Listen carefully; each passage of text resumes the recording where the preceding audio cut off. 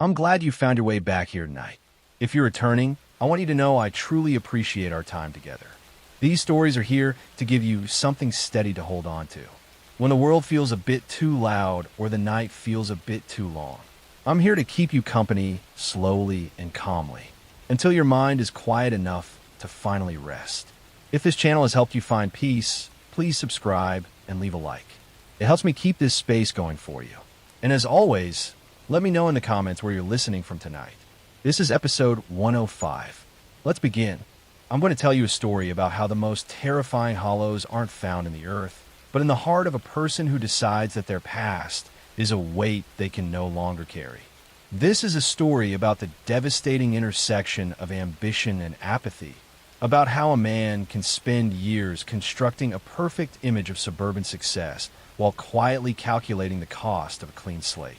It is a true story about a father who looked at his children not as a legacy, but as evidence of a life he wanted to erase, and how a quiet street in Colorado became the site of a betrayal so deep it redefined our understanding of the word home. Chris Watts was a man who lived a life of quiet, steady observation. He was an operator for an oil and gas company, a man used to monitoring gauges, checking pressures, and ensuring that everything remained within the designated lines. This precision extended to his personal life. In the town of Frederick, he was the man who was always working on his fitness, always maintaining the lawn, and always playing the role of the secondary character in the vibrant, loud, and public life of his wife, Shannon. He was the soft-spoken anchor to her high-energy personality. Their house was a cavernous, beautiful structure that stood as a testament to the suburban dream. It was filled with the artifacts of a life in progress. Toys scattered on the floor, growth charts marked on the walls, and the constant digital hum of a family that lived out loud. Shannon was a master of the digital narrative. She documented their morning routines, the girls' bedtime stories, and the constant excitement of their third pregnancy.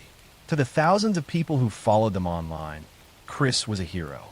He was the husband who surprised her with flowers, the father who let his daughters paint his fingernails, and the man who seemed to embody a gentle, unwavering patience.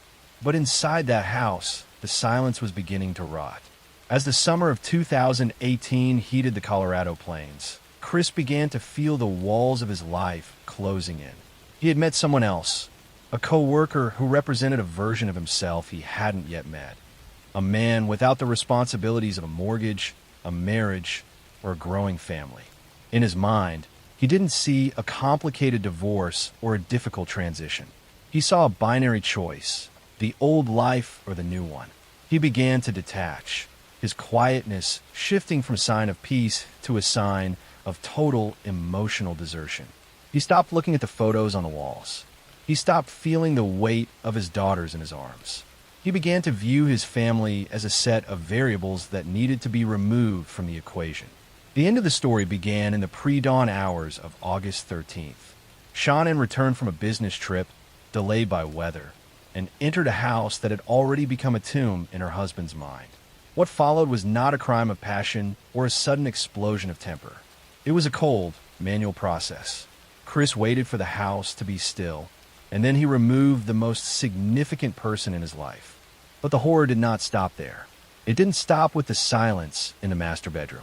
He loaded his wife's body into the back of his work truck while his two daughters, Bella and Celeste, were still alive.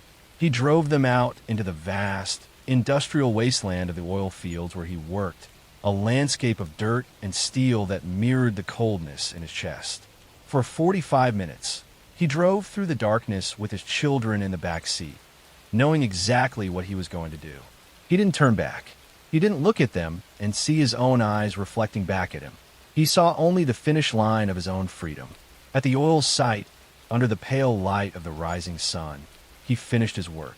He buried his wife in a shallow grave in the shadows of the tanks, and then he turned his attention to his daughters. He placed them into the crude oil tanks, thinking that the chemicals and the dark liquid would dissolve not just their bodies, but the very memory of their existence. He then went to work. He sent normal texts. He ate his lunch. He functioned as a man who had simply completed a difficult task and was ready for the next shift. When the world began to ask questions later that morning, Chris transitioned back into his role as the concerned husband. He stood on the porch in his work clothes, looking into the cameras with a steady gaze. He talked about how the house felt empty, how he just wanted them to come home, and how he couldn't understand where they could have gone. But the performance was hollow. There was no grief in his eyes, only a flickering, panicked calculation. He was a man watching a gauge needle climb into the red, realizing he could no longer control the pressure. The investigation was swift and relentless. The digital footprints of his affair were found. The GPS in his truck told the story of his mourning journey. The facade of the perfect father disintegrated, revealing a man who had traded the souls of his family for the chance to start over without a history. In the interrogation room, when the truth finally broke through, it came in pieces. He tried to blame Sean-Ann, claiming she had harmed the girls and he had killed her in a retaliatory grief. It was his final attempt to save the image he had spent years building. But the physical evidence told a different story. A story of a man who had walked his children to their deaths without a single moment of hesitation. Chris Watts eventually pleaded guilty to avoid the death penalty. He was sentenced to 5 life sentences plus 48 years. He was sent away to a prison in another state, a place where he would be a number instead of a name, a man who would spend the rest of his days staring at the 4 walls of a cell, far from the open horizons he had killed to reach. This story stays with you because it challenges the idea that we can ever truly know the person sleeping next to us. It forces us to realize that evil doesn't always arrive with a warning or a long history of violence. Sometimes it arrives in the form of a quiet man who decides that the life he built is no longer worth the effort of maintaining. The image that lingers is the sight of the oil tanks standing like silent sentinels in the Colorado desert, holding a secret that was never meant to be found. It is the realization that a house can be filled with photos of love and still be the coldest place on earth. It reminds us that the greatest danger is not the stranger in the alley, but the person who knows your favorite song, who tucks you in at night, and who is quietly waiting for the moment they can walk away from the person you thought they were. The truth is that some people don't want to be saved. They just want to be forgotten, and they don't care who they have to destroy to make that happen. Next story. I'm going to tell you a story about the deceptive nature of kindness, about how a warm smile and a home-cooked meal can be used as a mask for something cold and calculated. This is a story about a woman who was seen as a pillar of her community, a devoted partner, and a nurturing soul, while she was quietly orchestrating the end of the lives around her. It is a true story about a predator who didn't use a weapon, but instead used the very things that suggest comfort and care. Blanche Taylor Moore lived in Alamance County, North Carolina. To those who knew her, she was the embodiment of Southern grace. She was attractive, she was religious, and she was known for her culinary skills, specifically her talent for bringing food to those who were grieving or ill. She worked for many years at a Kroger grocery store, rising to become a head cashier. She was respected. She was liked. She was the last person anyone would suspect of harboring a dark, repetitive secret. But beneath the surface of her orderly life, there was a pattern of tragedy that followed her like a shadow. The pattern began to emerge most clearly in the late 1980s when Blanche began dating a popular local pastor named Dwight Moore. Their relationship seemed like a perfect match, 2 respected members of the community finding love later in life. They were married in the spring of 1989. It should have been the beginning of a peaceful chapter. But shortly after their honeymoon, Dwight began to fall deathly ill. The symptoms were agonizing and inexplicable. It started with severe stomach pain, nausea, and a terrifying weakness in his limbs. Dwight, a once vibrant man, was reduced to a shell of himself within weeks. He was hospitalized, his body failing, while doctors struggled to find a cause. Throughout all, Blanche was the picture of the devoted wife. She rarely left his side. She brought him homemade soups and milkshakes to the hospital, encouraging him to eat, desperate for him to regain his strength. Despite her care, or perhaps because of it, Dwight's condition only worsened. Doctors were baffled. They tested for rare viruses and neurological disorders. Dwight's nerve damage became so severe that he began to lose feeling in his hands and feet. He was slipping away, and no one could explain why a healthy man had suddenly become a medical mystery. But as Dwight hovered on the brink of death, a doctor decided to run a toxicology screen. The results were a thunderbolt. Dwight Moore's body was filled with lethal levels of arsenic. It wasn't just a single exposure. The levels indicated he had been poisoned systematically over a period of time. The authorities were notified immediately, and as they began to look at the devoted wife at his bedside, they decided to look back at Blanche's history. What they found was a trail of graves. Investigators looked into the death of Blanche's first husband, James Taylor, who had died years earlier of what was thought to be a heart attack. They looked into the death of her father, P.D. Kaiser, who had died after a sudden illness. They even looked into the death of a former boyfriend, Raymond Reed, who had passed away in 1986 from what doctors thought was Guillain-Barré syndrome. The state ordered the exhumation of these men. One by one, their bodies were brought back to the surface. The findings were chilling. James Taylor, arsenic. P.D. Kaiser, arsenic. Raymond Reed, arsenic. The realization was staggering. For decades, Blanche had been moving through life, removing the men who no longer served her purposes, all while playing the role of the grieving daughter, the mourning widow, and the concerned girlfriend. She didn't kill in a fit of rage. She killed with patience. She killed with pudding, with iced tea, and with the very hospital snacks she brought to the bedsides of her dying loved ones. She used the trust of the domestic sphere to deliver death. When the evidence was presented, the image of the sweet Southern lady crumbled. Prosecutors described a woman who was a black widow in the truest sense, someone who lured people in with the promise of care and then slowly extinguished them. They showed how she had access to arsenic-based pesticides and how she had systematically administered them to the men in her life. In 1990, Blanche Taylor Moore was put on trial. The courtroom was filled with people who had known her for years, people who still found it hard to believe that the woman who sang in the choir was the same woman who had watched her father and husbands wither away in agony. The defense tried to argue that the men had been exposed to environmental toxins or that the forensic evidence was flawed. They tried to maintain the image of Blanche as a victim of circumstance, but the jury could not ignore the science. They could not ignore the sheer number of bodies that all told the same story. Blanche was convicted of the murder of Raymond Reed and was suspected in the others. She was sentenced to death. She became one of the few women on death row in North Carolina, a place she remained for decades, still maintaining her innocence, still speaking with the same soft, polite voice that had once comforted the men she killed. This case is a haunting reminder that the most dangerous people are often the ones who know exactly how to play a part. Blanche didn't look like a killer. She looked like a neighbor. She looked like a wife. She looked like a friend. She understood that if you provide enough comfort, people will never stop to question the source of their pain. She turned the act of nurturing into an act of execution, proving that sometimes the person holding your hand is the same one ensuring you never wake up. That is the true horror of the story, not the poison itself, but the hand that feeds it to you while whispering that everything is going to be all right. Next story. I'm going to tell you a story about how the most profound silence isn't found in the woods or at the bottom of the ocean, but inside a house where the doors are locked and the curtains are drawn.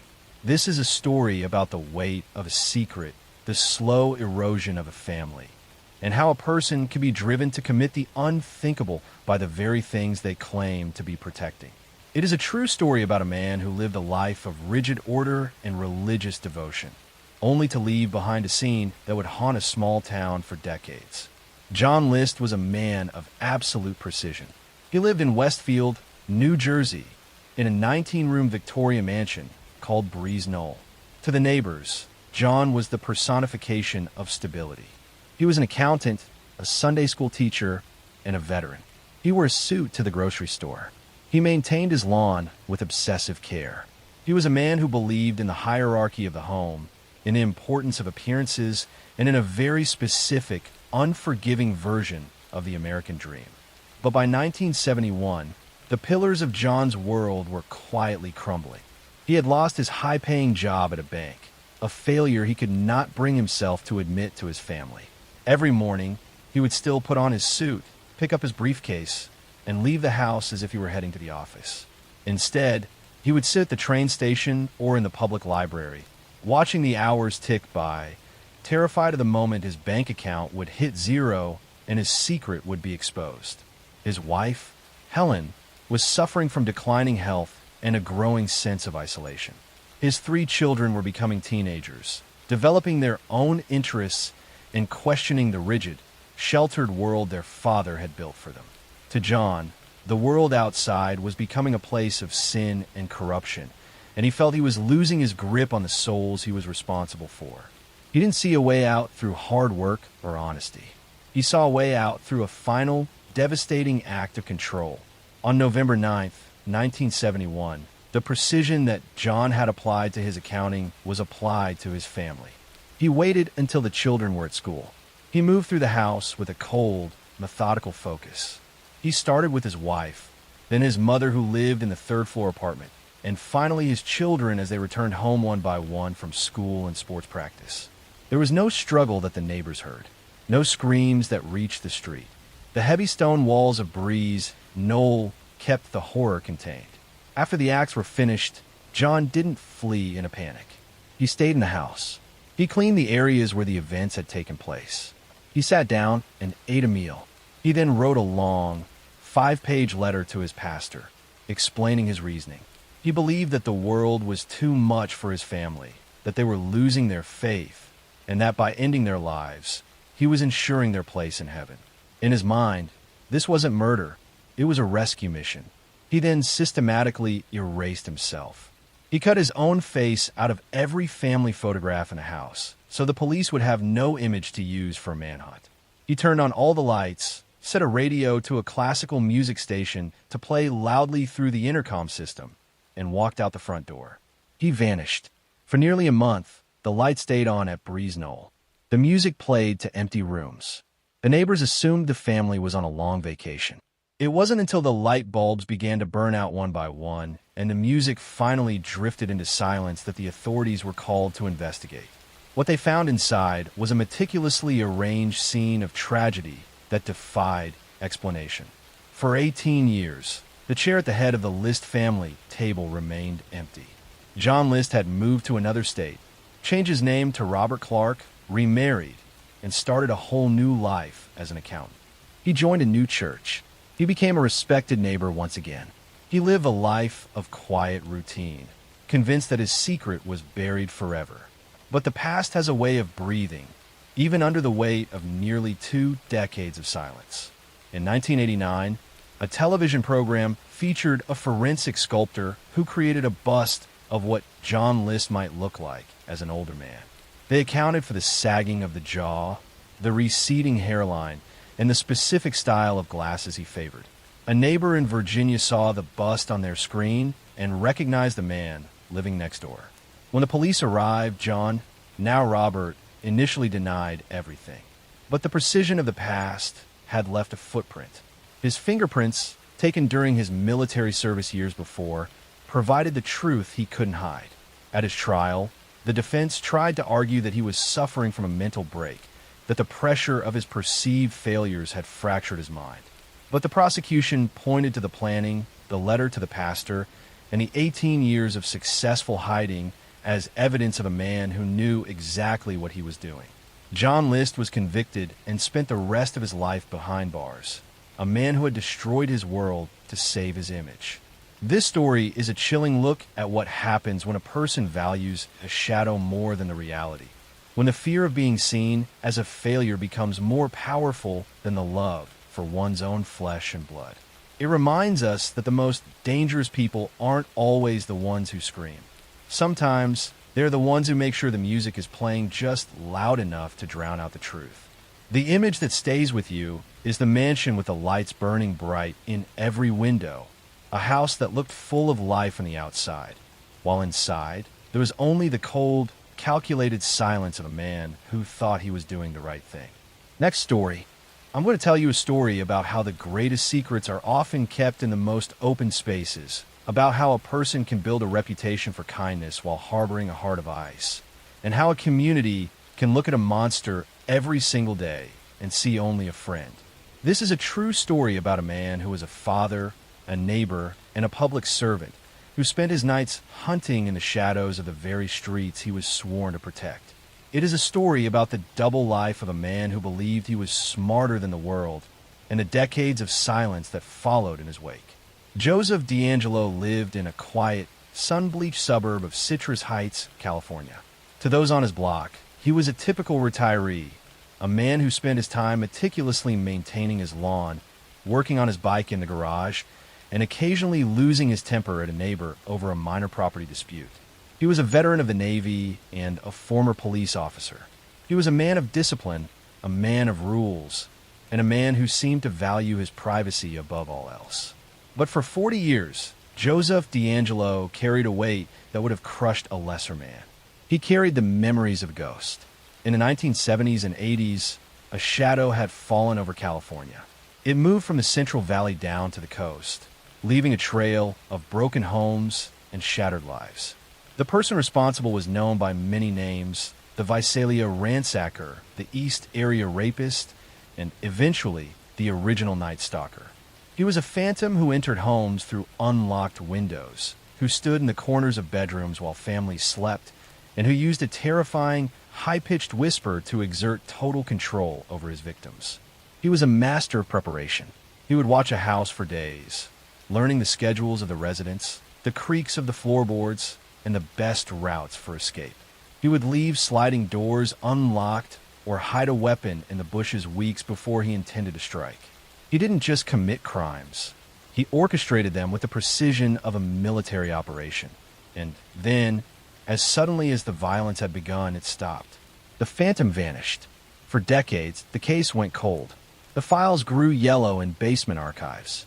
Detectives retired, victims moved away, and the fear that had once paralyzed the state became a distant, dark memory. The man responsible had settled into a life of mundane routine, disappearing into the anonymity of the suburbs. He became the grumpy old man at the end of the street, the one who yelled about the grass being too long, while his trophies were tucked away in a suburban attic. But while the world had moved on, the truth was slowly being woven together by a new kind of detective. In 2018, investigators used a revolutionary technique involving public DNA databases. They took the genetic code left at crime scenes decades earlier and began building a family tree, searching for a branch that led to a man who lived in the right place at the right time. The tree grew, branch by branch, until it narrowed down to a single name: Joseph D'Angelo. The police began a covert surveillance operation. They watched the 72-year-old man as he went about his daily chores. They waited for him to discard something: a piece of trash, a used tissue, anything that would give them the DNA they needed to confirm their suspicions. When a match finally came back, it was a 1 in a septillion certainty. The phantom had been found. When the authorities arrived at his home in April 2018, the shock of the neighborhood was absolute. People struggled to reconcile the image of the frail man in handcuffs with the legend of the monster who had haunted their parents' nightmares. During the legal proceedings, the scale of his cruelty was finally laid bare. He hadn't just taken lives. He had taken the sense of safety from an entire generation. He had transformed the home, the one place where a person should feel most secure, into a place of vulnerability and fear. In 2020, Joseph D'Angelo stood in a makeshift courtroom in University Ballroom, surrounded by the survivors of his decades-long reign of terror. He sat in a wheelchair, looking small and defeated, as woman after woman stood up and told him exactly what he had stolen from them. He was sentenced to multiple life terms without the possibility of parole, ensuring that he would spend the rest of his days in a cage, far from the quiet streets he had once stalked. This story is a haunting reminder that the past is never truly dead. It is a reminder that the person living next door, the person who seems so ordinary and so set in their ways, might be hiding a history that would turn your blood to ice. The image that stays with you long after the details fade is that of a man standing in his perfectly manicured yard, a hose in his hand and a scowl on his face, while inside his mind, he is still walking through the darkened hallways of strangers' homes. It is the realization that justice has a long memory, and that no matter how much time passes, the truth has a way of finding its way home. It reminds us that the most dangerous monsters aren't the ones under the bed, but the ones who live right next door, smiling across the fence while the sun is still high in the sky. Next story. I'm going to tell you a story about how the most terrifying shadows are the ones cast by a midday sun. About how a person can spend their life building a reputation of stone and steel while their soul is made of something much darker. This is a story about the ultimate betrayal of a sacred oath, where the hands meant to mend and heal were instead used to silence and destroy.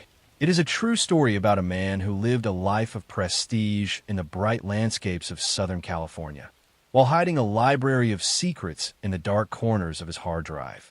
Grant Robichaux was a man who seemed to have won the lottery of life. He was a highly respected orthopedic surgeon in Newport Beach, a place where image and status are the local currency. He was gifted with a face that belonged on a magazine cover and a physique that spoke of discipline and health. He wasn't just a doctor. He was a local celebrity, having appeared on a reality television show that focused on eligible bachelors. He was the man every mother wanted for her daughter and every patient wanted at their bedside during their most vulnerable moments. By his side was Sarissa Riley, a woman whose beauty and poise matched his own. She was a teacher, a profession built on patience and the nurturing of the next generation. Together, they were a vision of the American dream, frequently seen at the most exclusive parties, luxury festivals like Burning Man, and high-end restaurants along the coast. They were the couple that people stopped to watch as they walked by, the embodiment of a perfect, sun-drenched life. But beneath the high-end surgical scrubs and the designer clothes, a calculated and repetitive nightmare was unfolding.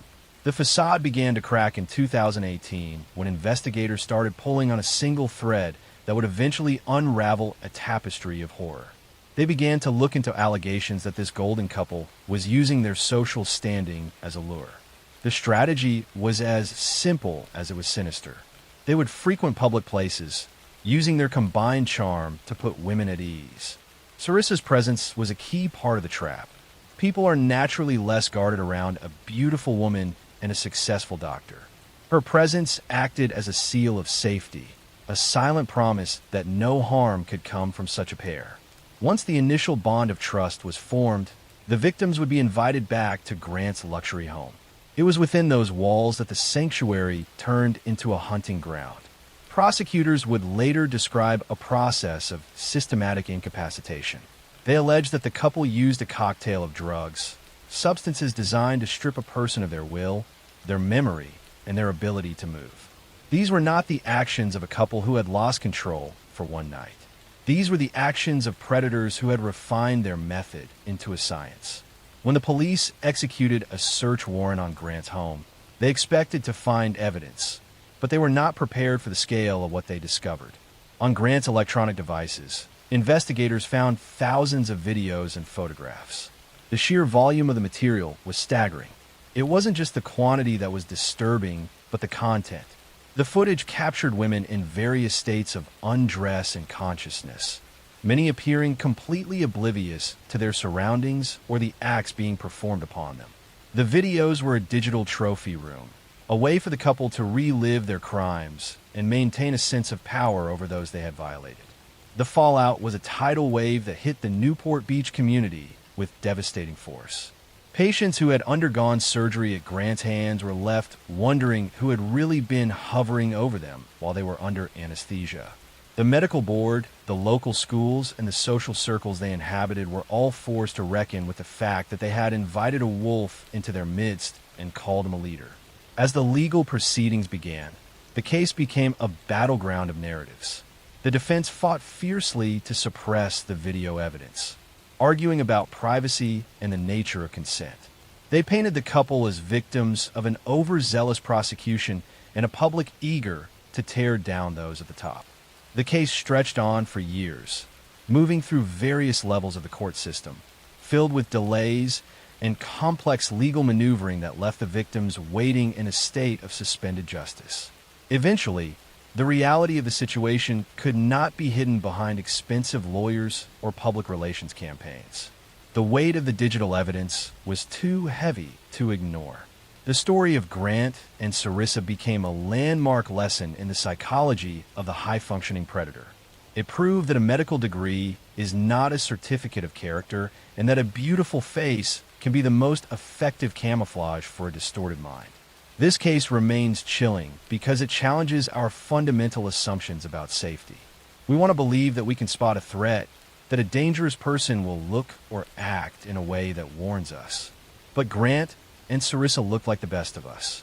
They were the people we were taught to aspire to be. The lingering horror of this story is the realization that the most dangerous traps are the ones we walk into willingly, led by the hand of someone we were told to trust.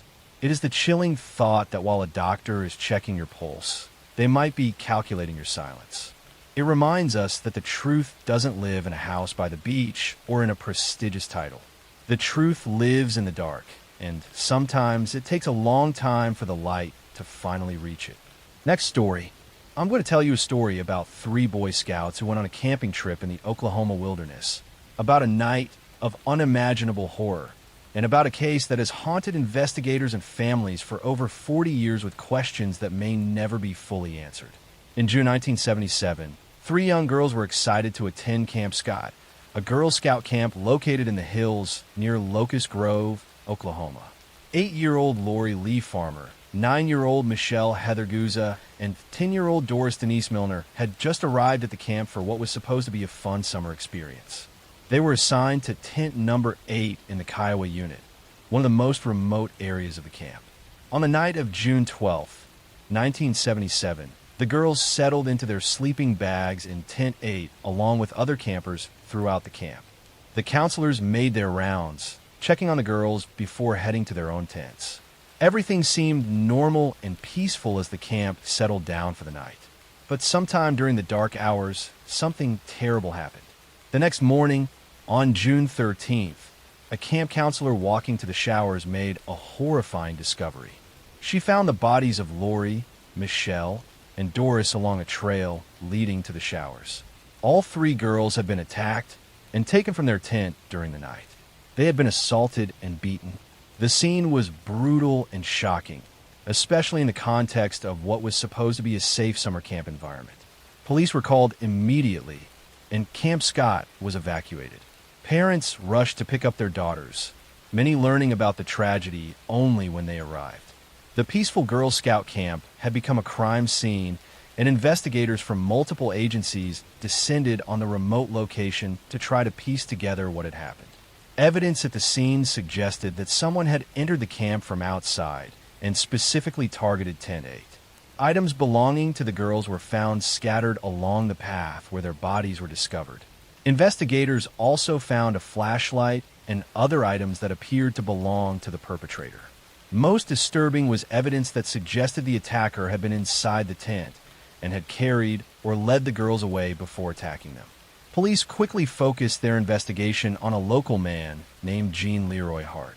Hart was a Cherokee man who had escaped from prison years earlier, where he had been serving time for previous violent crimes. He was familiar with the area around Camp Scott and had been living as a fugitive in the woods. Witnesses reported seeing a suspicious man near the camp in the days before the attacks, and the description matched Hart. Hart was a known criminal with a history of violence. He had been convicted of kidnapping and assaulting 2 pregnant women in 1966 and had escaped from prison in 1973. He had been on the run for years, and many people believed he had been hiding in the caves and wilderness around the Camp Scott area. The theory was that he had come across the camp and decided to attack.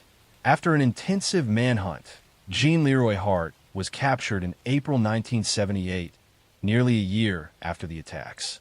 He was arrested at a residence where he had been hiding and was charged with 3 counts of first-degree ending of life.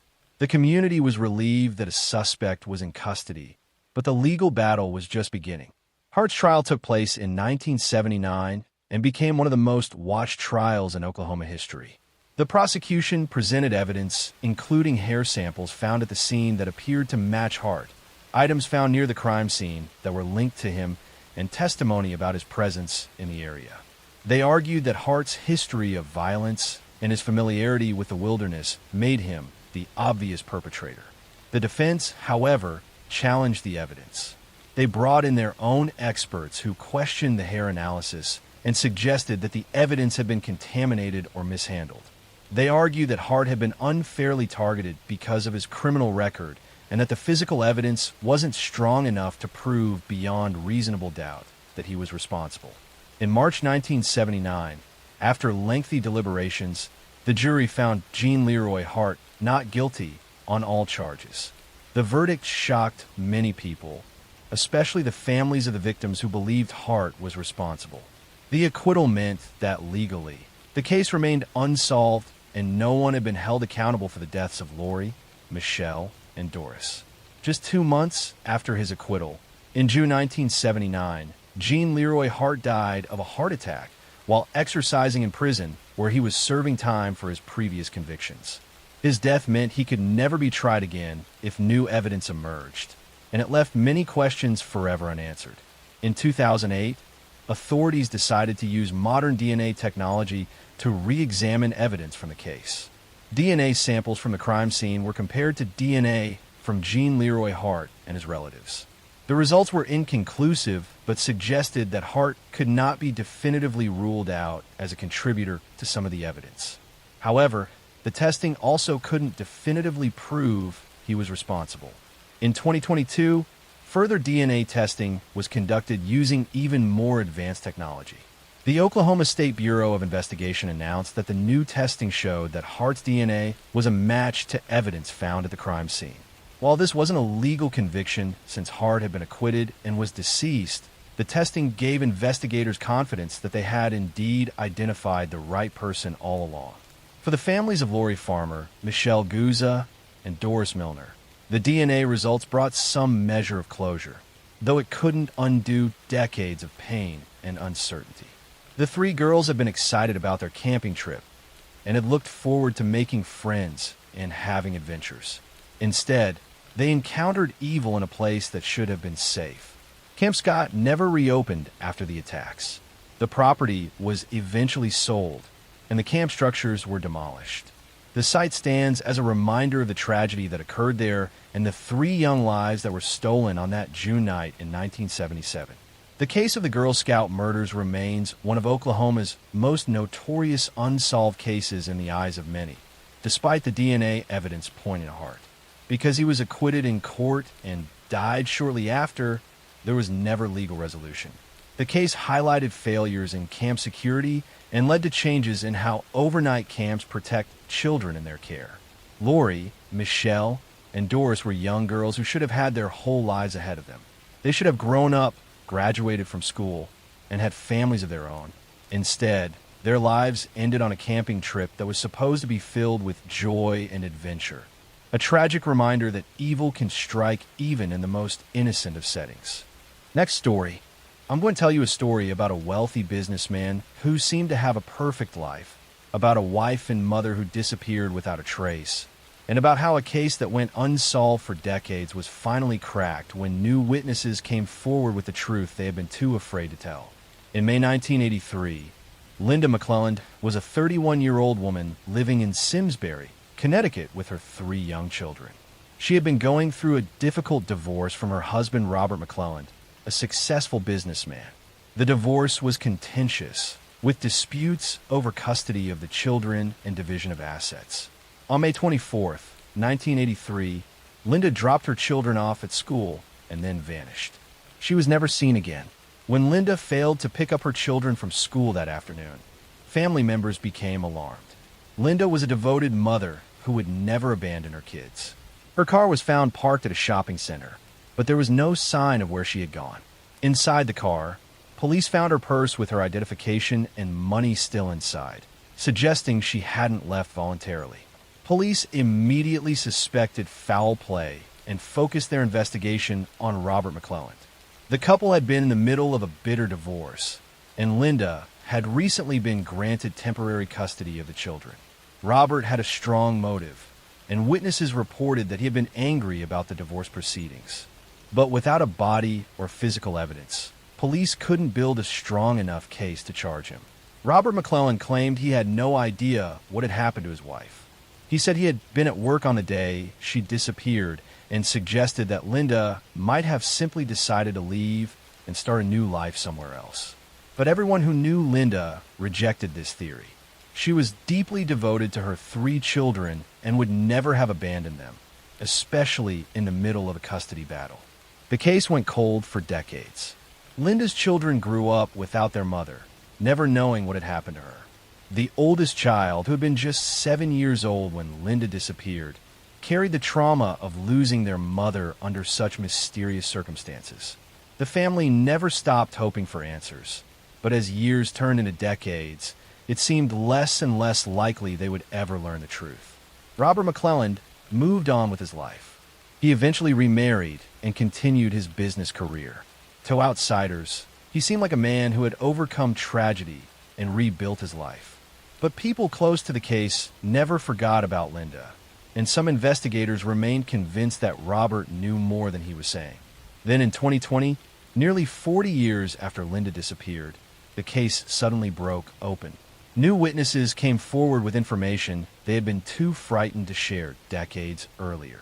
These witnesses were people who had been close to Robert McClellan at the time of Linda's disappearance, and they had damaging information about what had really happened. One witness revealed that Robert had confessed to taking Linda's life.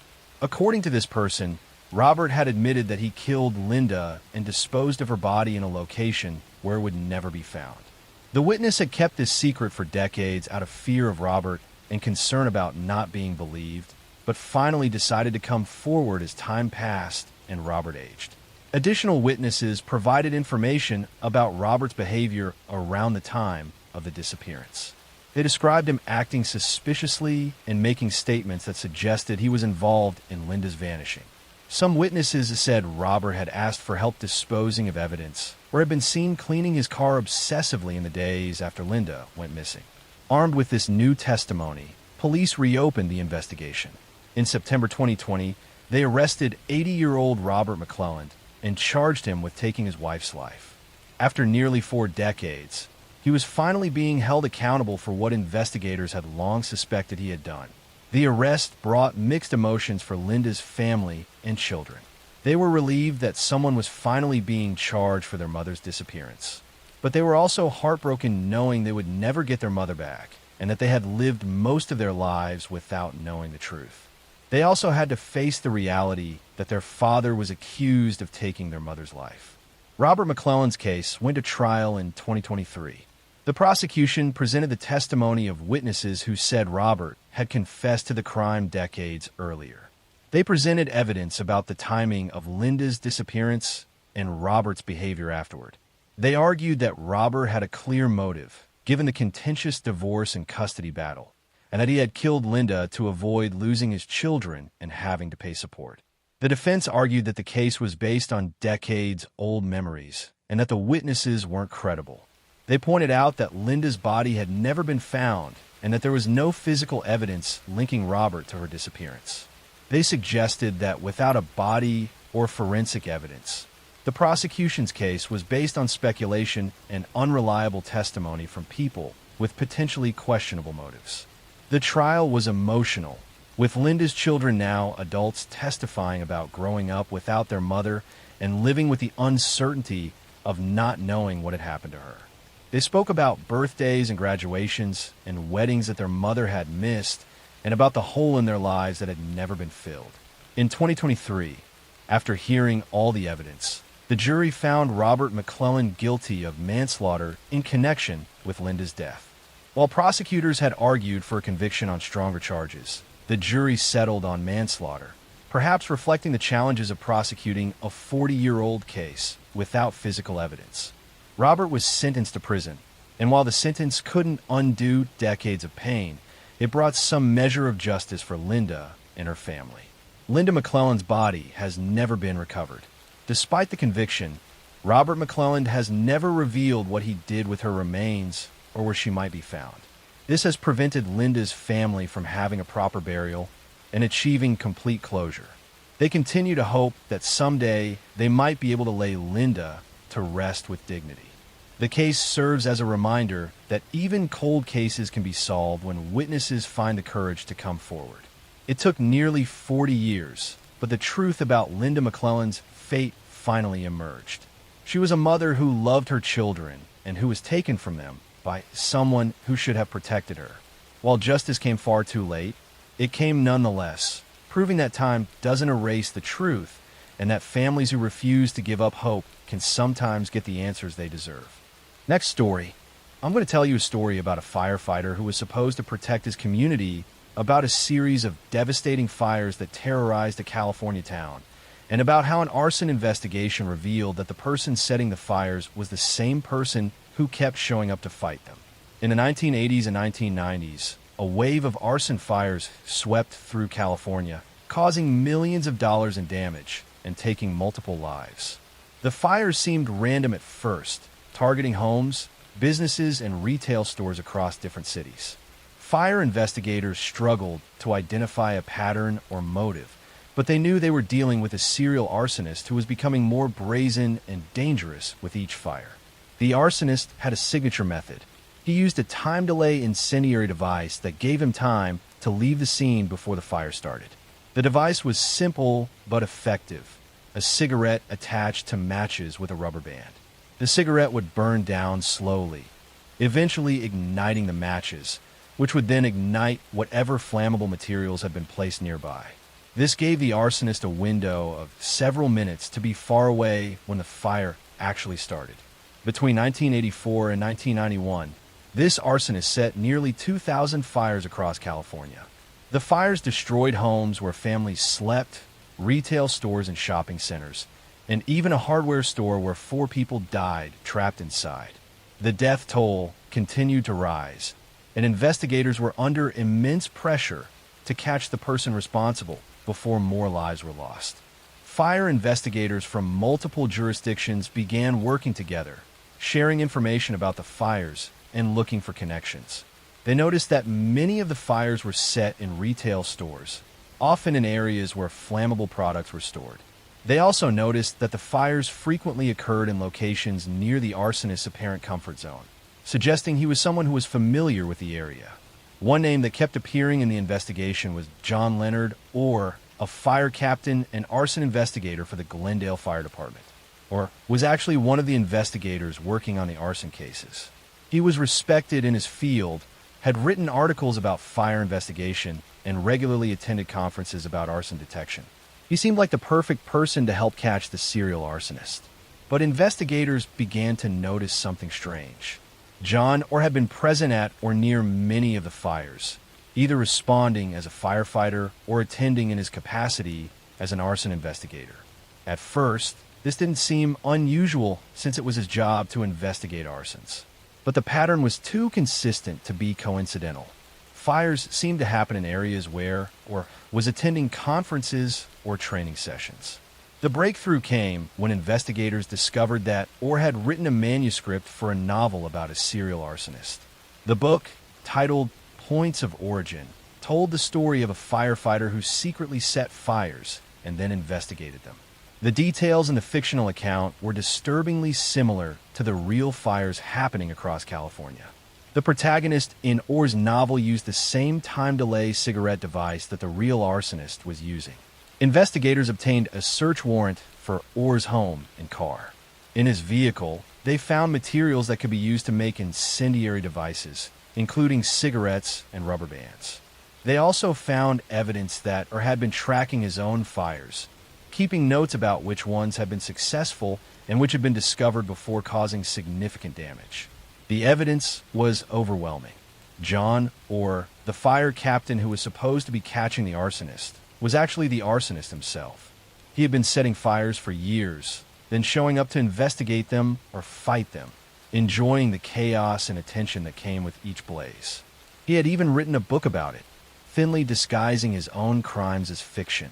In 1992, John was arrested and charged with multiple counts of arson. As investigators dug deeper, they connected him to more and more fires, including the 1984 fire at a hardware store in South Pasadena that had killed 4 people, including a 2-year-old child and her grandmother. The realization that a trusted fire official had been responsible for so much destruction and death shocked the firefighting community. Orr's trial began in 1998. The prosecution presented evidence of the fires, the incendiary devices, and the manuscript that described crimes only the arsonist could know about. They argued that Orr had set fires to create excitement in his life and to make himself seem important as the investigator who could solve these cases. Some experts suggested he had a psychological need for attention and control. The defense tried to argue that the evidence was circumstantial and that Orr's manuscript was just fiction, not a confession. They claimed that other people could have been responsible for the fires and that Orr was being targeted because he was a fire investigator who had made enemies. But the evidence was too strong and the patterns were too clear. In 1998, John Orr was convicted of 4 counts of ending lives through arson for the hardware store fire that killed 4 people. He was also convicted of multiple other arson charges. He was sentenced to life in prison without the possibility of parole, plus additional consecutive sentences for the other arsons. In a separate federal trial, he was convicted of additional arson charges and received more prison time. John Orr is currently serving his life sentences in a California state prison. He has maintained his innocence over the years, claiming he was wrongly convicted despite the overwhelming evidence against him. His case became one of the most famous examples of a firefighter arsonist, a phenomenon that, while rare, represents a complete betrayal of public trust. The fires John Orr set destroyed hundreds of homes and businesses and took at least 4 lives. Families lost everything they owned. Children lost parents and grandparents. Communities lived in fear, not knowing when or where the next fire would strike. And all of this destruction was caused by someone who had taken an oath to protect people from fire. The case of John Orr revealed the dark side of someone who became addicted to the excitement and power that came with fire. He couldn't just fight fires, he needed to create them. He couldn't just investigate arsons, he needed to be the arsonist. His need for control and attention led him to betray everything he was supposed to stand for, turning him from a protector into one of California's most destructive criminals. The firefighting community was shaken by Orr's crimes, which damaged public trust in fire departments. But it also led to better screening and psychological evaluation of firefighters and investigators to identify warning signs of this kind of dangerous behavior. John Orr's legacy is one of betrayal, destruction, and lives lost, a reminder that sometimes the greatest danger comes from those we trust most to keep us safe. Next story. I'm going to tell you a story about a popular high school athlete who seemed destined for greatness, about a young woman who was found strangled in her apartment, and about how a case that went cold for over 20 years was finally solved when the killer made one careless mistake. In June 1993, 18-year-old Angie Dodge was found dead in her apartment in Idaho Falls, Idaho. She had been brutally attacked and strangled in her own bedroom. The crime scene showed signs of a violent struggle, and evidence suggested she had fought hard against her attacker. The small community of Idaho Falls was shocked that such a terrible crime could happen in their quiet town. Police immediately launched an investigation, collecting evidence from the scene, including DNA samples. In 1993, DNA technology was still relatively new, but investigators preserved the biological evidence, hoping it would eventually help them identify the killer. They interviewed Angie's friends, family, and anyone who might have seen something suspicious around her apartment building. The investigation eventually focused on a young man named Christopher Tapp, who was 18 years old at the time of the crime. Christopher had some connections to people who knew Angie, though he didn't know her well himself. Police brought him in for questioning, and after hours of intense interrogation, Christopher confessed to being involved in Angie's death. But there were immediate problems with Christopher's confession. The details he provided didn't match the evidence from the crime scene. He changed his story multiple times during the interrogation. Most critically, his DNA didn't match the DNA found at the scene. Despite these red flags, prosecutors moved forward with charging Christopher as an accomplice, claiming he had been present during the attack, even if he wasn't the primary perpetrator. In 1998, Christopher Tapp was convicted of being involved in Angie's death, and was sentenced to 30 years in prison. He maintained his innocence, saying he had only confessed because police had pressured him and suggested details he should include in his story. But he remained behind bars while the real killer's identity remained unknown.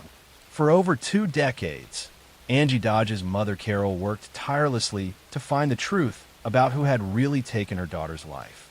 She reviewed the evidence, studied the case files, and became convinced that Christopher Tapp was innocent. She even formed a friendship with Christopher, visiting him in prison and advocating for his release. Carol Dodd wanted justice for her daughter, but she wanted the right person held accountable, not an innocent man. The DNA evidence from the crime scene had never matched Christopher Tapp, and it didn't match anyone in the criminal DNA databases.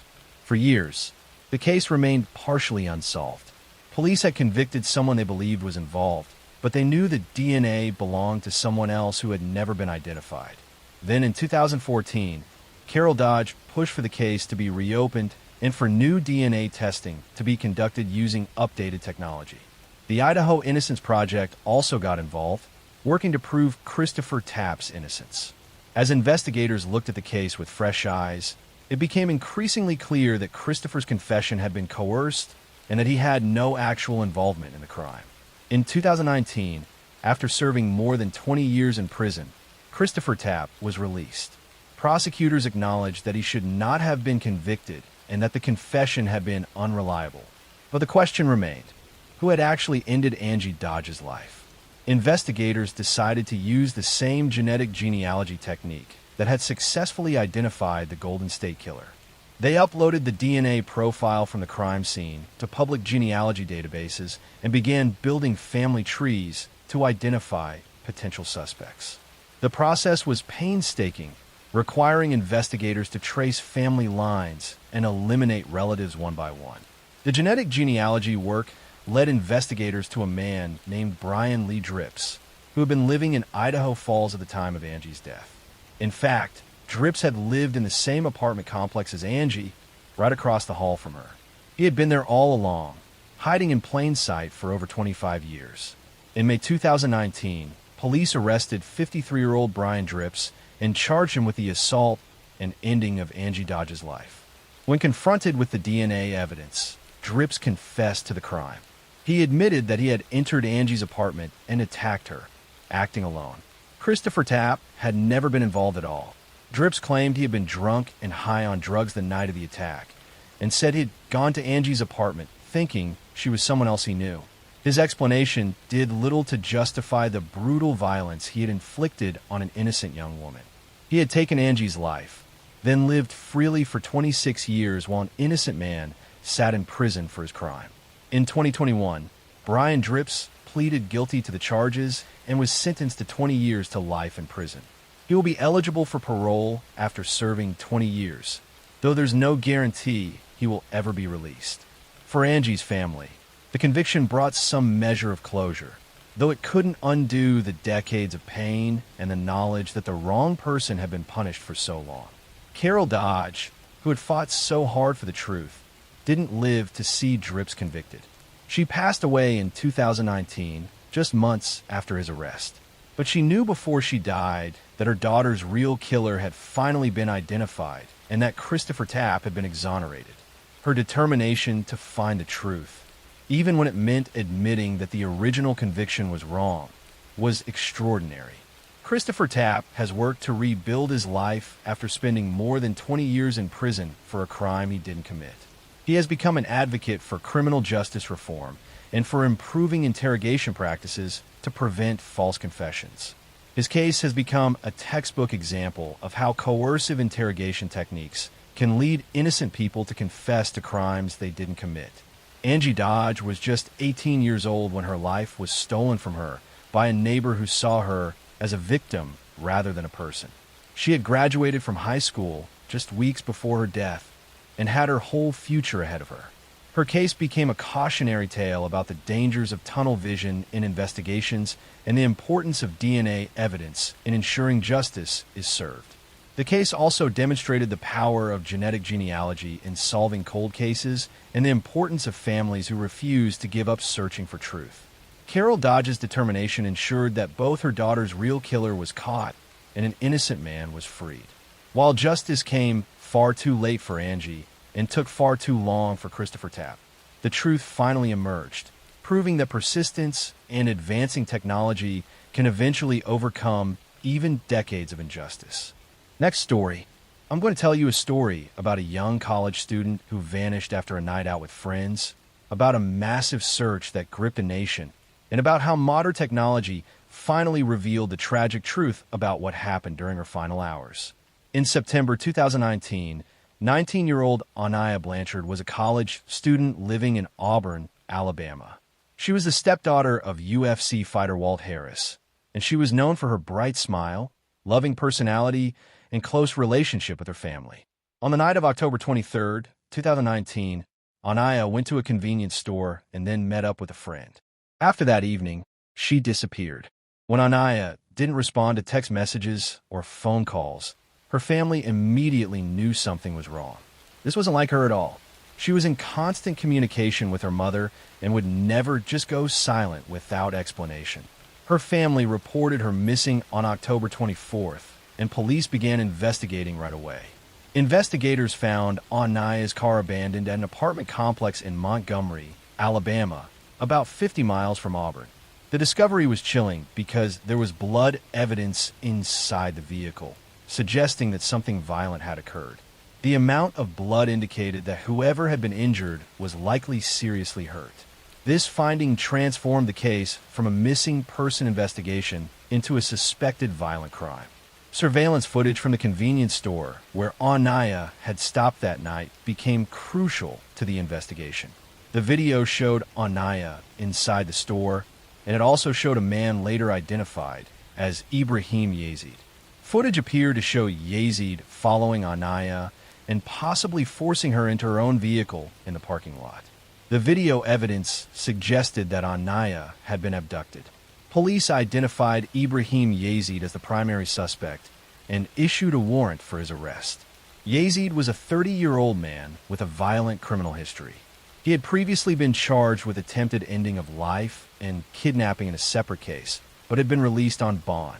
The fact that someone with such serious pending charges was free on the streets raised immediate questions about the bail system. A massive manhunt began for Yazid. The FBI joined the search, and Anaya's case received national media attention. Her family made emotional public pleas for information. UFC fighters and celebrities shared her story on social media.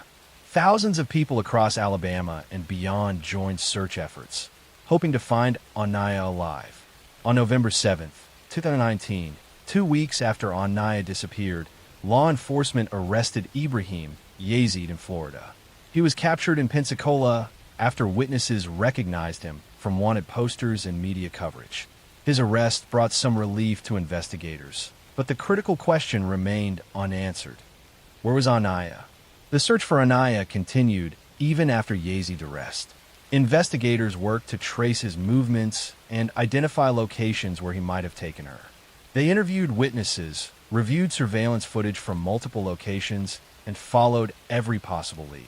But Yazid refused to cooperate or provide any information about what he had done.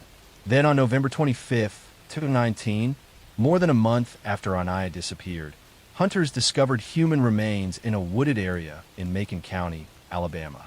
The location was remote and would have been nearly impossible to find without the specific tip that led authorities there. DNA testing confirmed the devastating news that Anaya's family had feared. The remains belonged to Anaya Blanchard.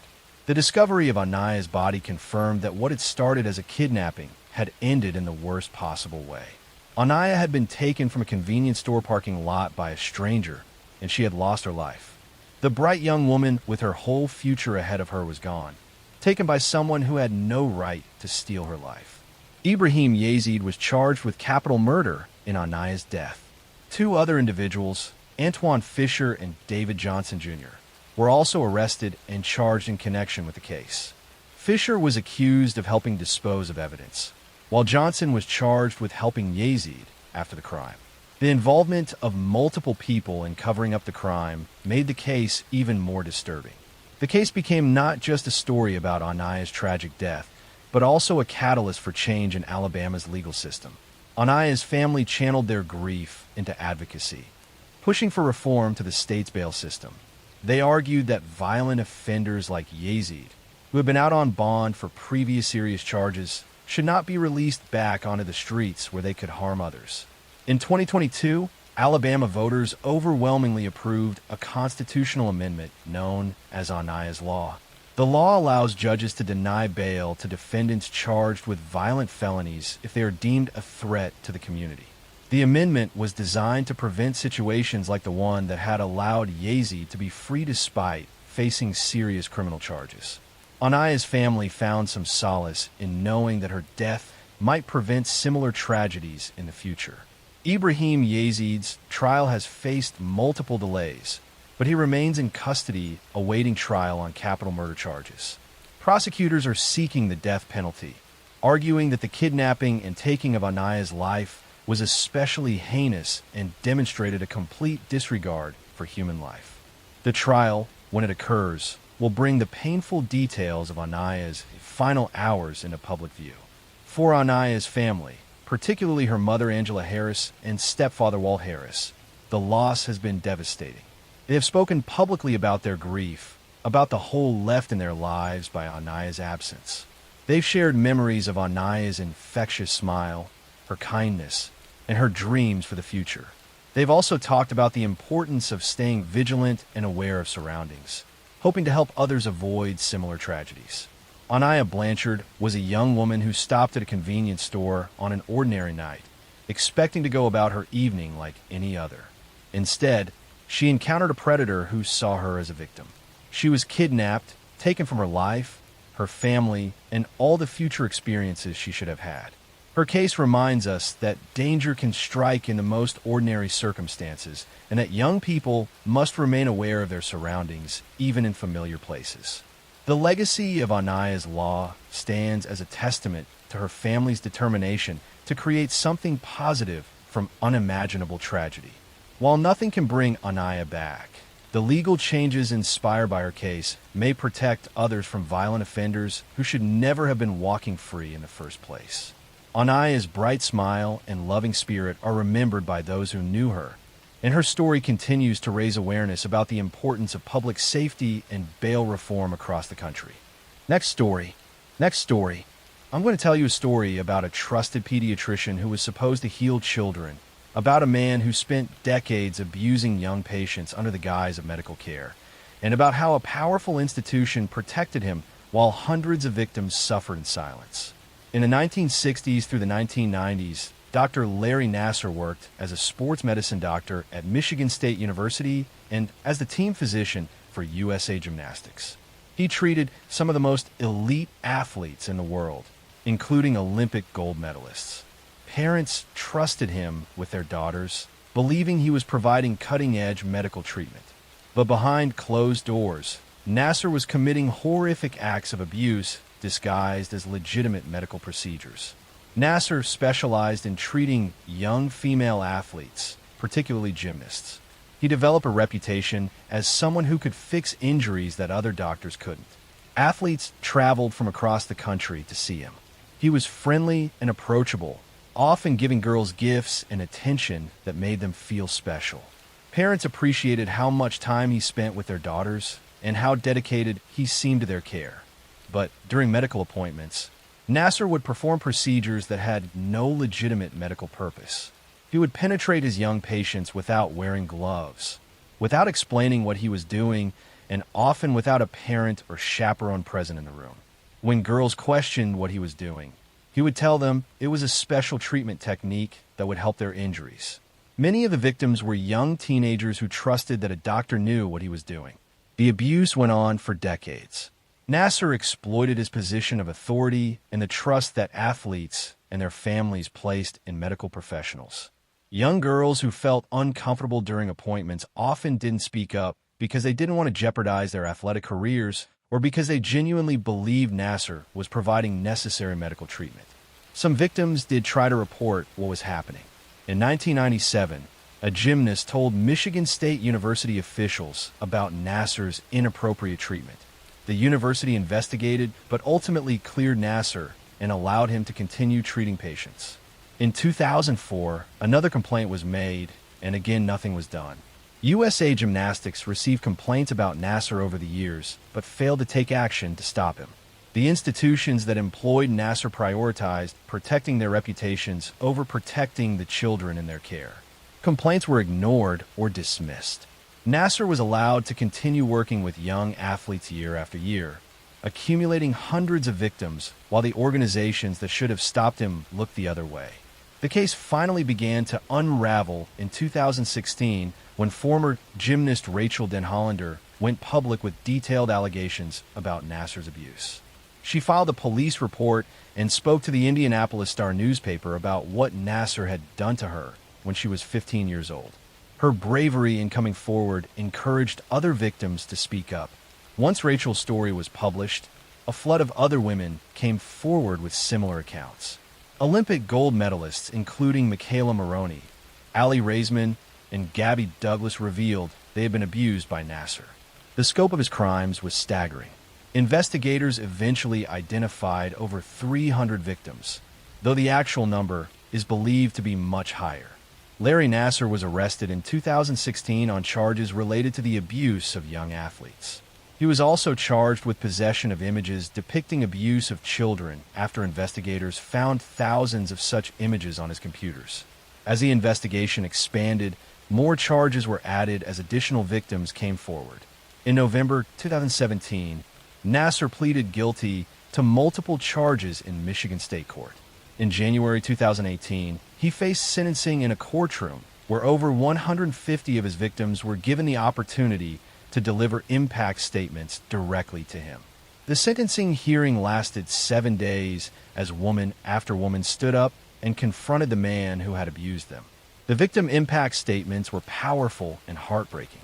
Young women described how Nasser had violated them under the guise of medical treatment. They talked about how the abuse had affected their mental health, their relationships, and their lives. Many spoke about feeling betrayed, not just by Nasser, but by the institutions that had failed to protect them when they tried to report what was happening. Olympic gymnast Aly Raisman gave a particularly powerful statement, looking directly at Nasser and telling him that the women he had abused were stronger than he could ever imagine.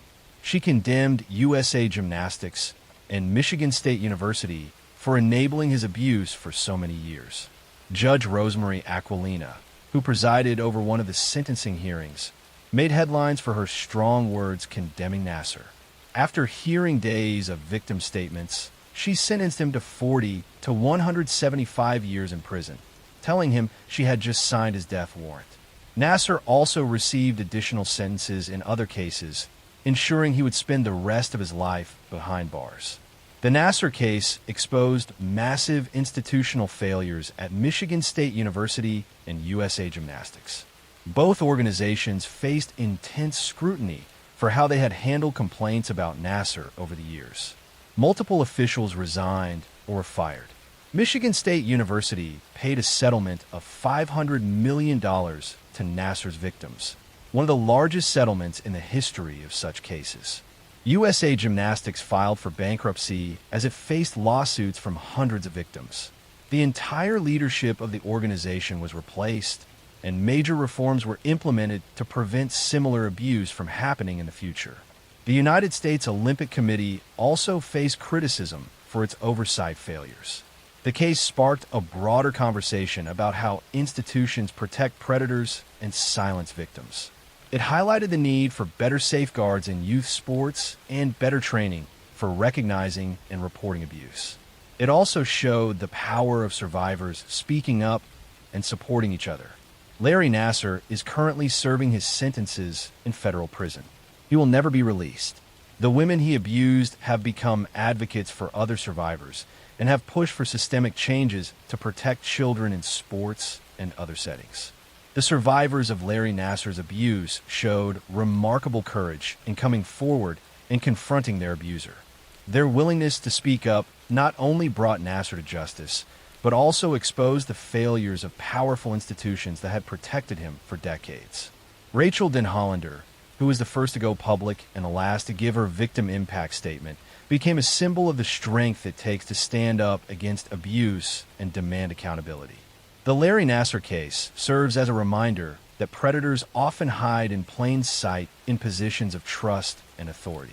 It shows the importance of believing victims when they come forward and the devastating consequences when institutions prioritize their own reputations over the safety of children. The hundreds of women who survived Nassar's abuse turned their pain into power, ensuring that their voices would be heard and that meaningful change would come from their suffering. Next story. I'm going to tell you a story about a charismatic drifter who charmed his way across America, about a killing spree that left dozens dead, and about how one man's good looks and smooth talking made him one of the most infamous serial killers in American history. In the 1970s, Ted Bundy was a young man who seemed to have everything going for him. He was handsome, intelligent, and charismatic. He had studied law and worked on political campaigns. Women found him attractive and charming. But behind his clean-cut appearance and winning smile, Ted Bundy was a monster who would take the lives of at least 30 young women across 7 states, though the actual number is believed to be much higher. Bundy's crimes began in 1974 in the Pacific Northwest. Young women started disappearing from college campuses in Washington and Oregon. The victims shared similar characteristics.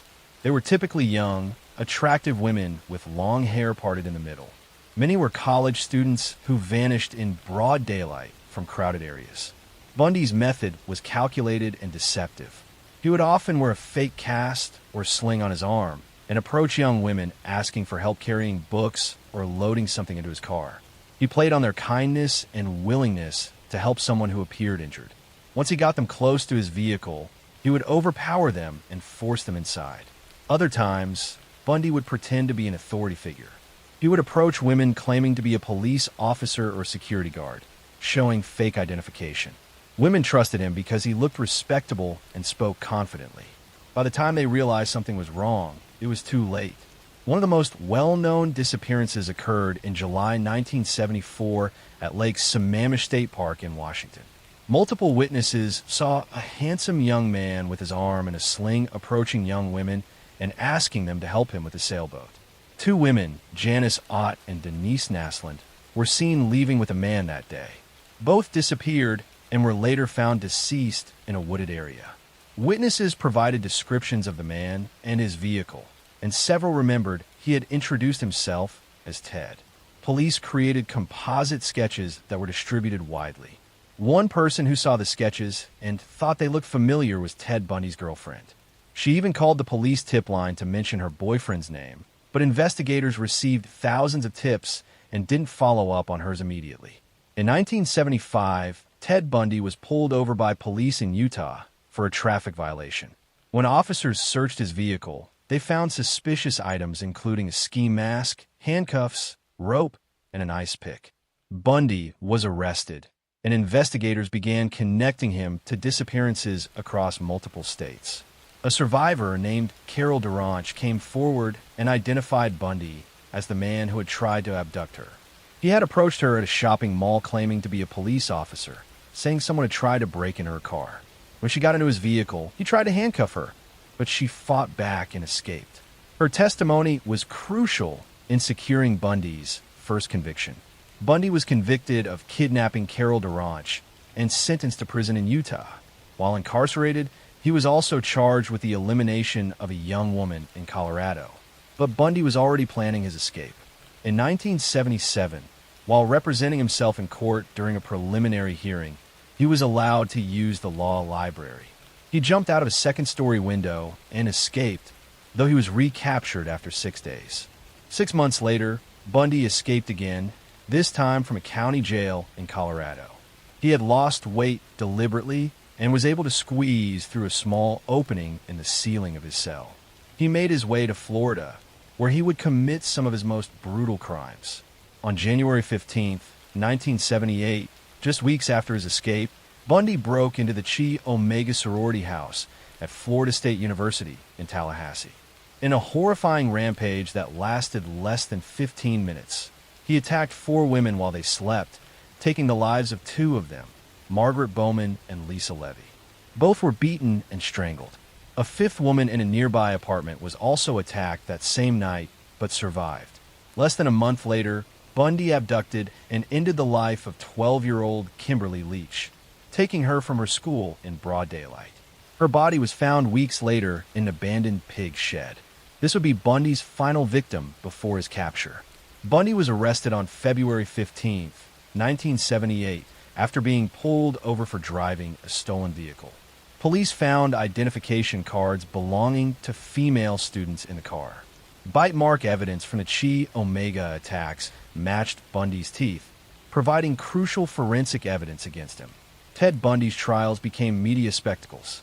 He chose to represent himself in court, and the proceedings were among the first criminal trials to be televised nationally. Bundy seemed to enjoy the attention, smiling for cameras and acting confident.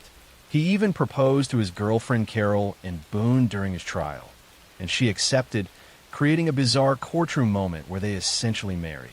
Despite Bundy's charm and attempts to manipulate the jury, the evidence against him was overwhelming. He was convicted of taking the lives of the Chi Omega women and Kimberly Leach and was sentenced to death.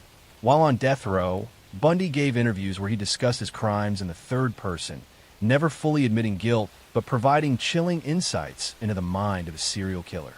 Bundy claimed that exposure to violent media had influenced him, though experts believed he was deflecting responsibility.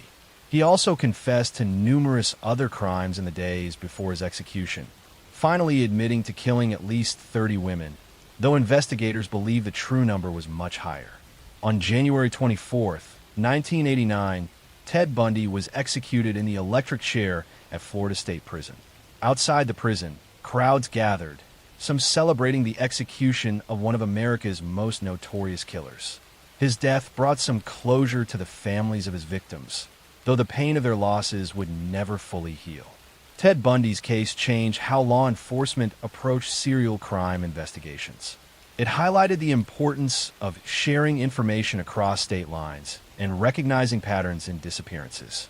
It also showed how dangerous it was to assume that someone who looked normal and acted charming couldn't be capable of horrific violence.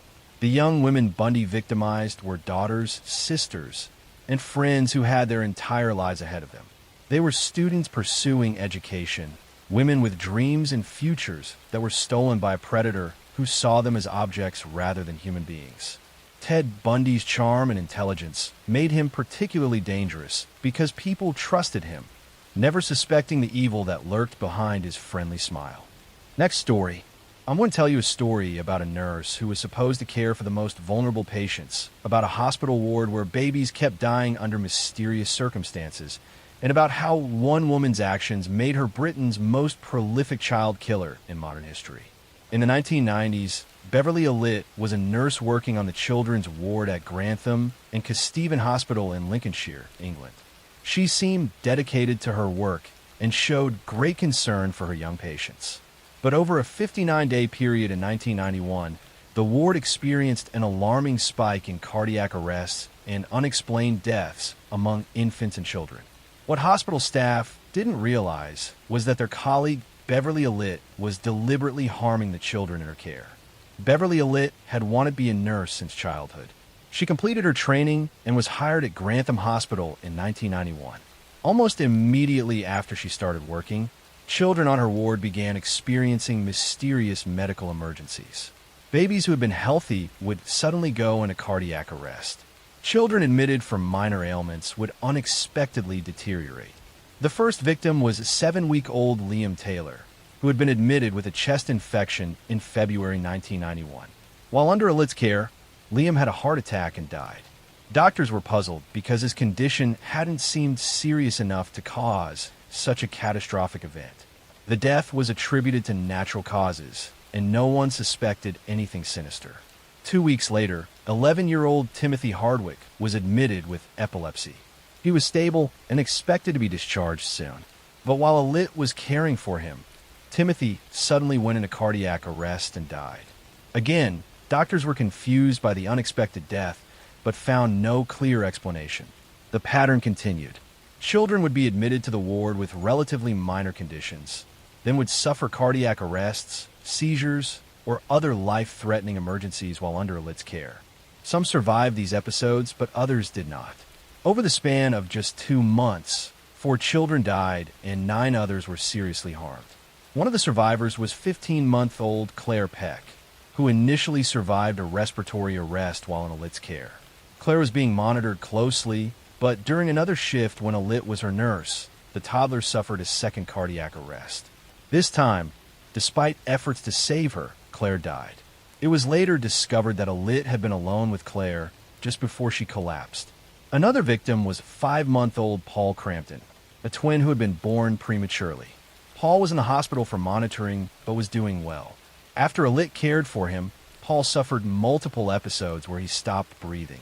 His parents noticed that these episodes seemed to happen only when Lit was on duty. Paul survived, but suffered permanent brain damage from oxygen deprivation. Hospital staff began to notice the disturbing pattern. Children were having medical emergencies at a much higher rate than normal, and these emergencies seemed to cluster around times when Beverly Lit was working. A consultant pediatrician raised concerns with hospital administration, and an investigation was launched. Police were called in, and they began examining the medical records of all the children who had died or suffered unexplained emergencies. They discovered that Beverly Lit had been present for every single incident. This couldn't be coincidence. They also found that some of the children had abnormally high levels of insulin in their blood, levels that could only have been achieved through deliberate injection. Beverly Lit was arrested in May 1991 and charged with 4 counts of ending life, 3 counts of attempted ending of life, and 6 counts of causing grievous bodily harm. The evidence showed she had been injecting children with massive doses of insulin or air into their bloodstreams, or administering other substances that cause cardiac arrest and respiratory failure. Investigators tried to understand why Lit had committed these horrific acts. Psychiatrists who examined her diagnosed her with Munchausen syndrome by proxy, a psychological disorder where a caregiver deliberately harms someone in their care to gain attention and sympathy. Lit had enjoyed the drama and attention that came with medical emergencies. She would be the one to discover the crisis, call for help, and then participate in the frantic efforts to save the child she had just harmed. During her nursing training, Lit had shown warning signs. She had an unusual number of illnesses and injuries herself, consistent with Munchausen syndrome. She had been absent from training frequently due to various medical complaints. But these red flags hadn't prevented her from being hired or raised concerns about her suitability to care for vulnerable patients. Lit's trial began in 1993 and lasted nearly 2 months. The prosecution presented overwhelming medical evidence showing that the children had been deliberately harmed. Expert witnesses testified about the insulin levels found in victims and the presence of air bubbles in bloodstreams that could only have been injected. The pattern of incidents occurring only during Lit's shifts was damning. Lit refused to testify in her own defense. She sat quietly throughout the trial, showing little emotion as the details of her crimes were presented. The jury heard heartbreaking testimony from parents who had trusted Lit to care for their children, never knowing she was the one harming them. In May 1993, Beverly Lit was found guilty on all charges. She was sentenced to 13 concurrent life sentences and ordered to serve a minimum of 30 years before being eligible for parole. The judge described her crimes as a breach of trust of the most grievous kind. The case led to major changes in how the British healthcare system monitors for suspicious patterns of patient deaths and injuries. Hospitals implemented better systems for tracking which staff members are present during medical emergencies. Background checks for healthcare workers became more thorough, looking for patterns of behavior consistent with Munchausen syndrome. For the families of Lit's victims, the revelations were devastating. Parents who had grieved what they thought were natural deaths now had to cope with knowing their children had been deliberately harmed by someone they trusted. The survivors who suffered permanent injuries faced lifelong consequences from Lit's actions. Beverly Lit remains in prison, now at Rampton Secure Hospital, a facility for criminals with mental disorders. She has been denied parole multiple times and will likely spend the rest of her life incarcerated. Over the years, She has reportedly gained a significant amount of weight and continues to exhibit attention-seeking behavior. The children Beverly Alit harmed were innocent and defenseless. Parents had brought them to the hospital expecting they would receive care and heal. Instead, they encountered a nurse whose need for attention and drama was more important to her than the lives of the children she was supposed to protect. 4 children died and 9 others were seriously harmed, all because one woman saw vulnerable patients as tools to satisfy her twisted psychological needs. Next story. I'm going to tell you a story about a respected doctor who lived a secret double life, about a physician who took the lives of over 200 patients, and about how one of the most prolific serial killers in history operated undetected for decades while hiding behind his white coat and good reputation. Harold Shipman was a family doctor in Hyde, England, a small town near Manchester. For years, he was known as a caring and dedicated physician who made house calls and spent time with his elderly patients. People in the community trusted him completely. But between 1975 and 1998, Dr. Shipman systematically ended the lives of at least 215 patients, though the actual number may be much higher, making him one of the most prolific serial killers in recorded history. Shipman was born in 1946 and grew up in a working-class family in Nottingham. His mother was diagnosed with lung cancer when he was a teenager, and he watched as doctors administered morphine to ease her pain in her final days. Some psychologists later suggested this experience may have influenced his later crimes, as he seemed fascinated by the power doctors held over life and death. After medical school, Shipman began his career as a general practitioner. In 1975, he joined a medical practice in Todmorden, but was forced to resign in 1975 after he was caught forging prescriptions for pethidine, a powerful painkiller, for his own use. He was fined and briefly attended a drug rehabilitation program. Most doctors caught in such circumstances would lose their medical license permanently, but Shipman was allowed to continue practicing medicine after a short suspension. In 1977, Shipman joined a new practice in Hyde and eventually opened his own solo practice in 1993. It was during these years that his killing spree accelerated. His method was simple and difficult to detect. He would visit elderly patients at their homes, often patients who lived alone. He would inject them with lethal doses of diamorphine, a form of heroin used for pain management. The drug would cause respiratory failure, and the patients would die within minutes. After administering the fatal injection, Shipman would wait with the body for a short time, then call family members or emergency services to report that the patient had died. Because he was their trusted doctor, and because the victims were elderly and often had existing health conditions, their deaths didn't raise immediate suspicion. Shipman would certify the deaths himself, listing natural causes such as heart failure or old age. Many of Shipman's victims were widows who lived alone. They trusted their doctor completely and welcomed him into their homes. Some had been his patient for years. They had no reason to fear the man who was supposed to be caring for their health. Shipman would chat with them pleasantly, then inject them with poison when they weren't expecting it. What made Shipman particularly dangerous was his position of authority and trust. As a doctor, he had access to controlled drugs and the ability to certify deaths without arousing suspicion. He was well respected in the community and had built strong relationships with his patients. No one questioned his judgment when elderly patients died, even when the death rate among his patients was significantly higher than other doctors in the area. The case began to unravel in 1998 when a local funeral director named Alan Massey noticed an unusual pattern. He observed that an abnormally high number of Shipman's patients were dying, and many of them were found fully clothed and sitting in chairs, which was unusual for natural deaths. He also noticed that Shipman was almost always the last person to see these patients alive and was often present when the bodies were discovered. Around the same time, concerns were raised about the will of one of Shipman's victims, Kathleen Grundy. Kathleen was a wealthy, 81-year-old former mayoress who had been found dead in her home in June 1998. Shipman had been the last person to see her alive, claiming he had visited to take a blood sample.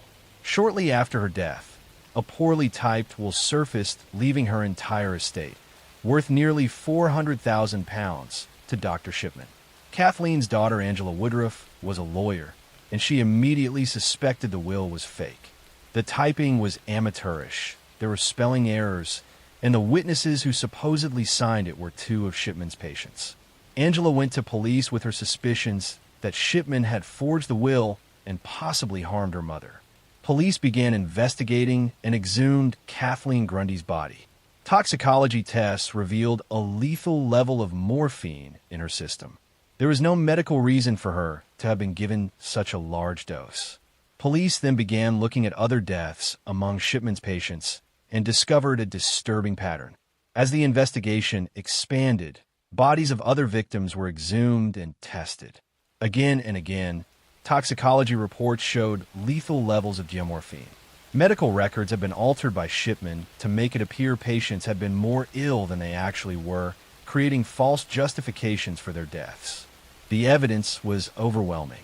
Harold Shipman was arrested in September 1998 and charged with multiple counts of ending life and forgery. His trial began in October 1999 and lasted 57 days. Prosecutors presented evidence regarding 15 victims, though they believed there were many more.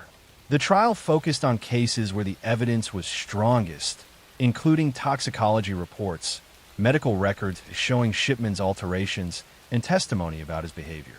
Throughout the trial, Shipman maintained his innocence. He showed no remorse and insisted that all his patients had died of natural causes. He claimed the morphine found in their bodies must have been self-administered, though this explanation made no sense given the quantities found and the circumstances of the deaths. In January 2000, Harold Shipman was found guilty of taking the lives of 15 patients and forging Kathleen Grundy's will. He was sentenced to 15 consecutive life sentences. The judge recommended he never be released, calling him a disgrace to the medical profession who had violated the trust patients placed in him. After his conviction, a public inquiry was launched to determine the full extent of Shipman's crimes.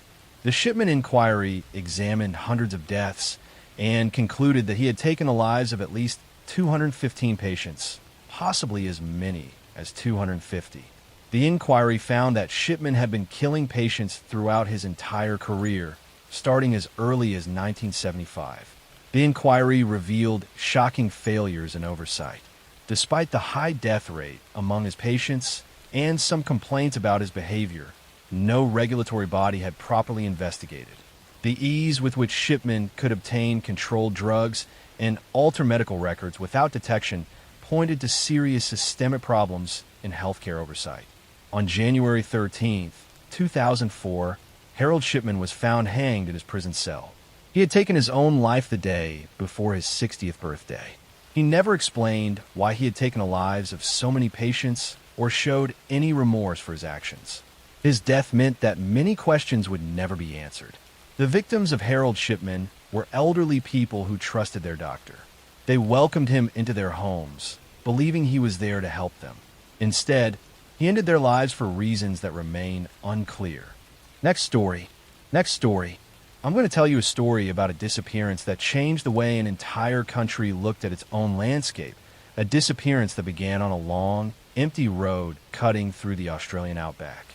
It is a place where the silence is so heavy it feels like part of the air, where the land stretches so endlessly that even the smallest disturbance can vanish into the horizon without a trace. This is the true story of the night British traveler Peter Falconio vanished. The night his girlfriend Joanne Lees escaped into the desert, and the man who was later found responsible, a drifter named Bradley John Murdoch. It is one of the most carefully studied investigations in Australian history, and yet it remains one of its darkest mysteries because one crucial piece of it has never been recovered. The story begins in the summer of 2001. Peter Falconio and Joanne Lees were backpackers from the United Kingdom, exploring Australia the way thousands of young travelers did at the time. They were following the Stuart Highway, a remote road that runs through the heart of the continent. It is a highway surrounded by stretches of red sand, scraggly bushes, and flatland that looks the same in every direction for miles. Many travelers say that after a while, You stop feeling like you're driving across a country and start feeling like the world around you has become one repeating landscape, looping endlessly.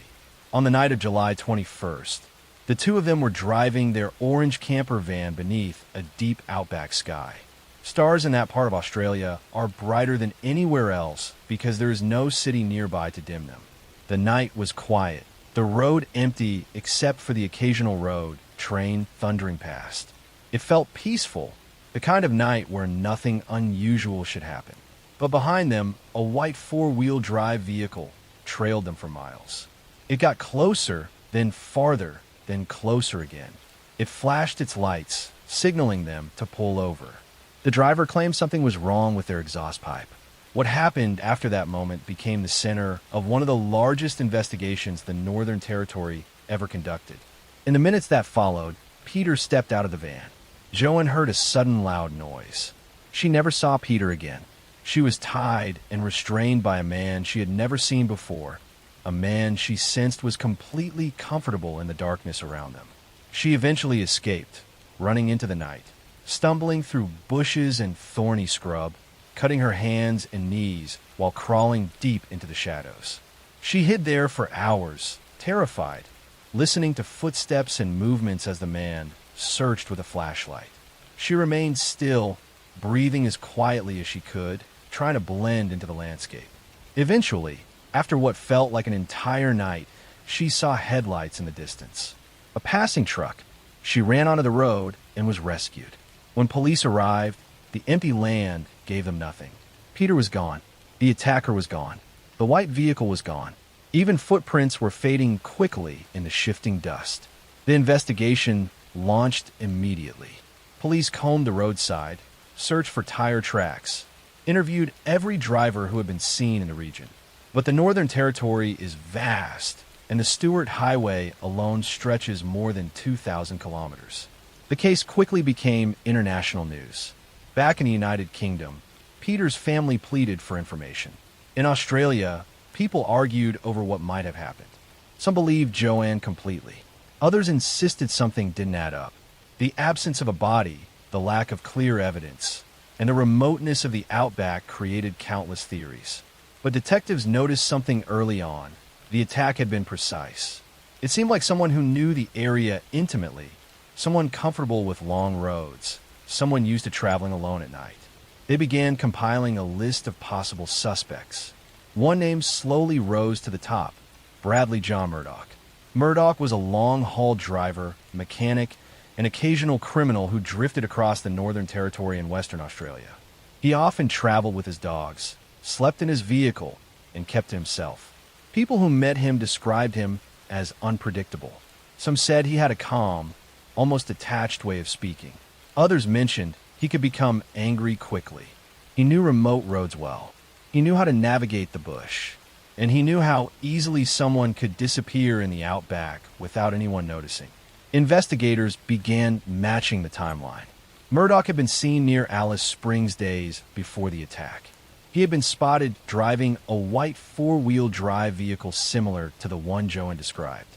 And, perhaps most importantly, surveillance footage from a roadhouse captured a tall man resembling him around the same period. As detectives built their case, they started to focus heavily on this one suspect.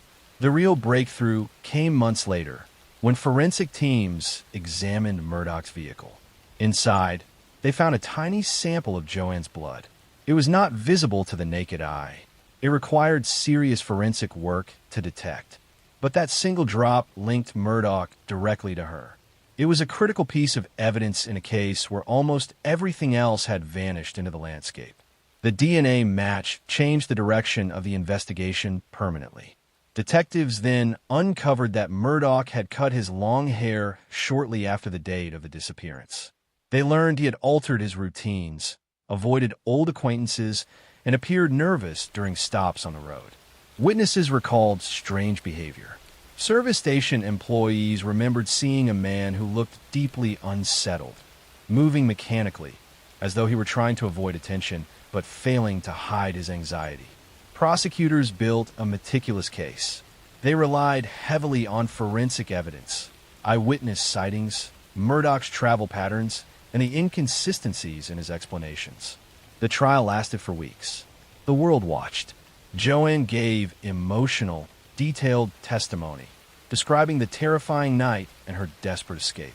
Murdoch remained expressionless throughout the proceedings, listening quietly, his hands resting on the table like a man trying to appear calm. Eventually, the jury found him guilty of the murder of Peter Falconio and the attack on Joanne. Murdoch was sentenced to life in prison with no parole for decades. But even after the conviction, even after years of searching, one enormous question remained unanswered. Where was Peter's body? Despite exhaustive searches involving helicopters, dogs, drones, forensic experts, and volunteers, no trace of him was ever found. The outback size made the challenge almost impossible. The desert changes constantly. Winds erase tracks. Animals scatter remains. The land recovers from disturbance faster than people imagine. Some areas are so remote that even today, few people walk there in an entire year. Murdoch never confessed. He never admitted involvement. He never guided investigators to the body. He has remained silent for more than 20 years. Some believe he will take the secret to his grave. This case has remained one of Australia's most haunting true crime stories, not because of its violence, but because of its emptiness. The empty road, the empty desert, the unanswered questions, the empty space where a loved one should have been recovered. It is a story about a landscape that can hide anything and a man who understood that landscape better than most. Next story. I'm going to tell you a story about a man who lived two lives at once.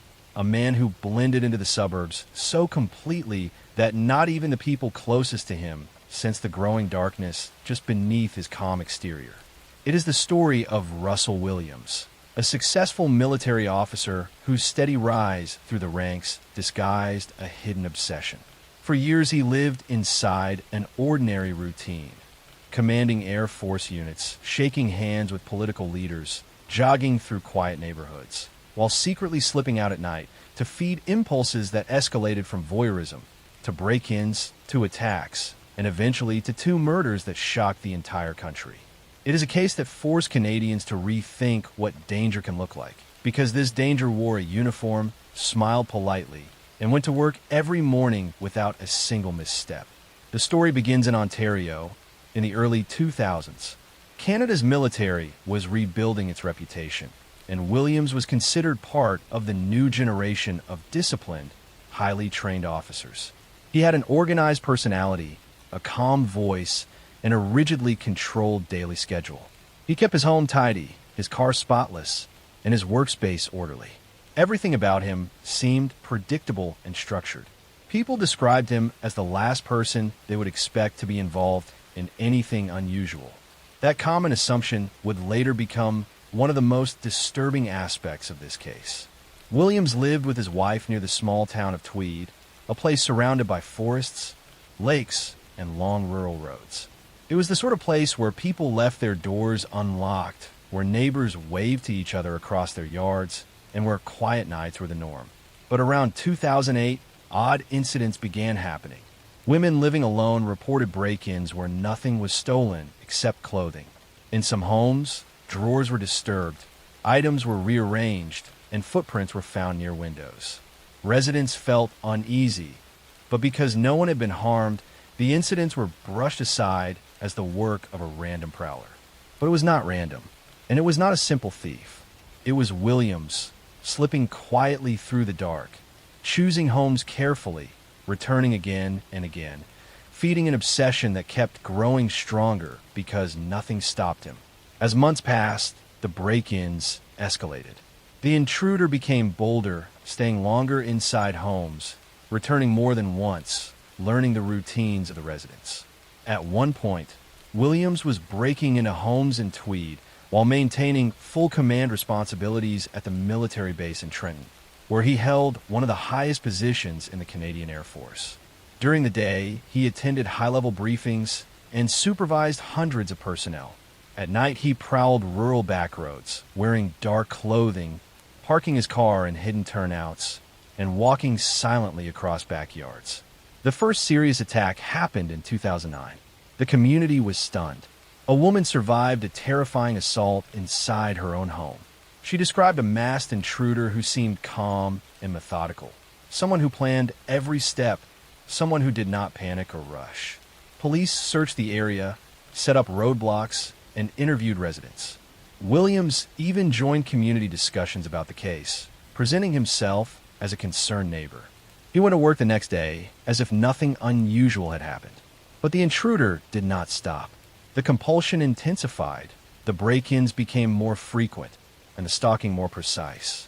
Investigators began to suspect the same person was responsible for dozens of incidents in the region, but they still had no suspect.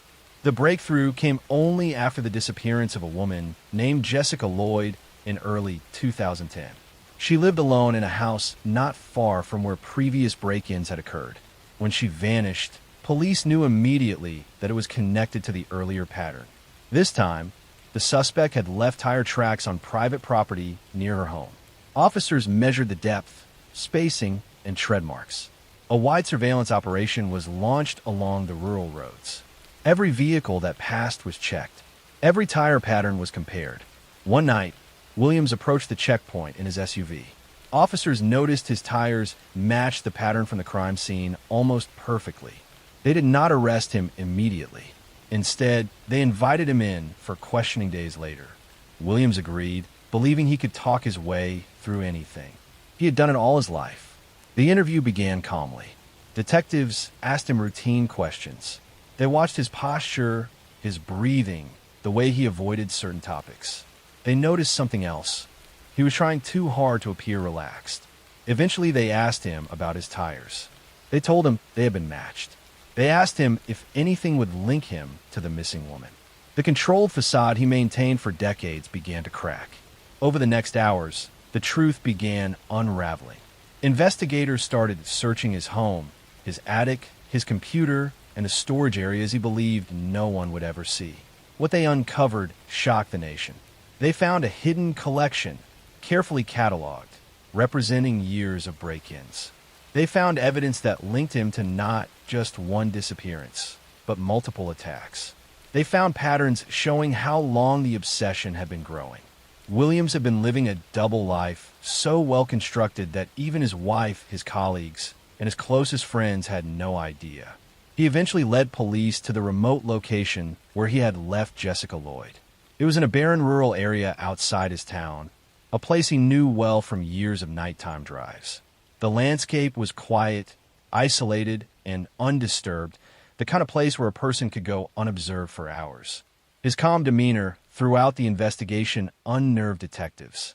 There was no rush, no panic, just an unsettling stillness.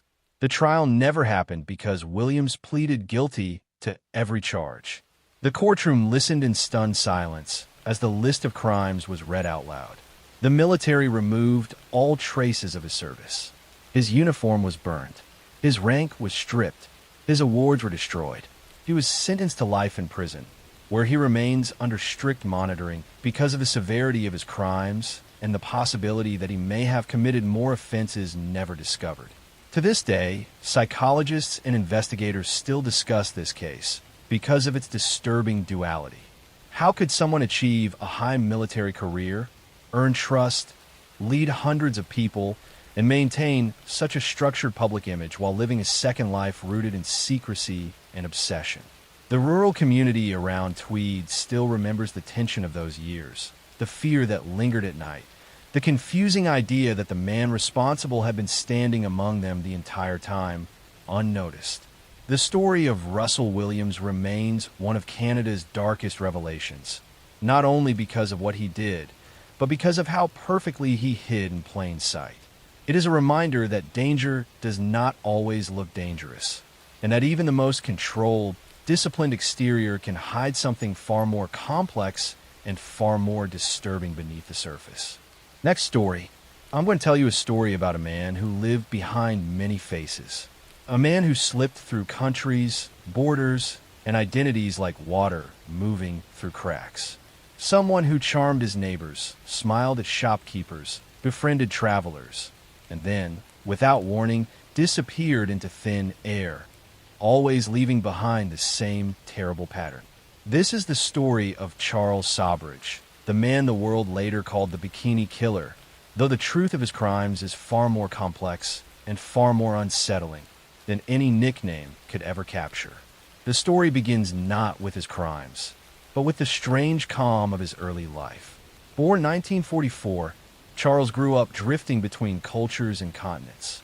His father left early, and his mother remarried, pushing him into a life defined by movement. New homes, new languages, new rules. By the time he was a teenager, he had already learned the most important lesson he would carry with him for the rest of his life. People trust what they want to see. And if you can give someone exactly the image they expect, their eyes become blind to everything else. He began with small cons charming tourists, borrowing money, creating fake identities. Nothing violent, nothing that drew too much attention. But even then, he practiced the part that made him so dangerous later. He watched people closely, memorizing their habits, their desires, their vulnerabilities. Every person he met was a potential puzzle piece in the life he wanted to build.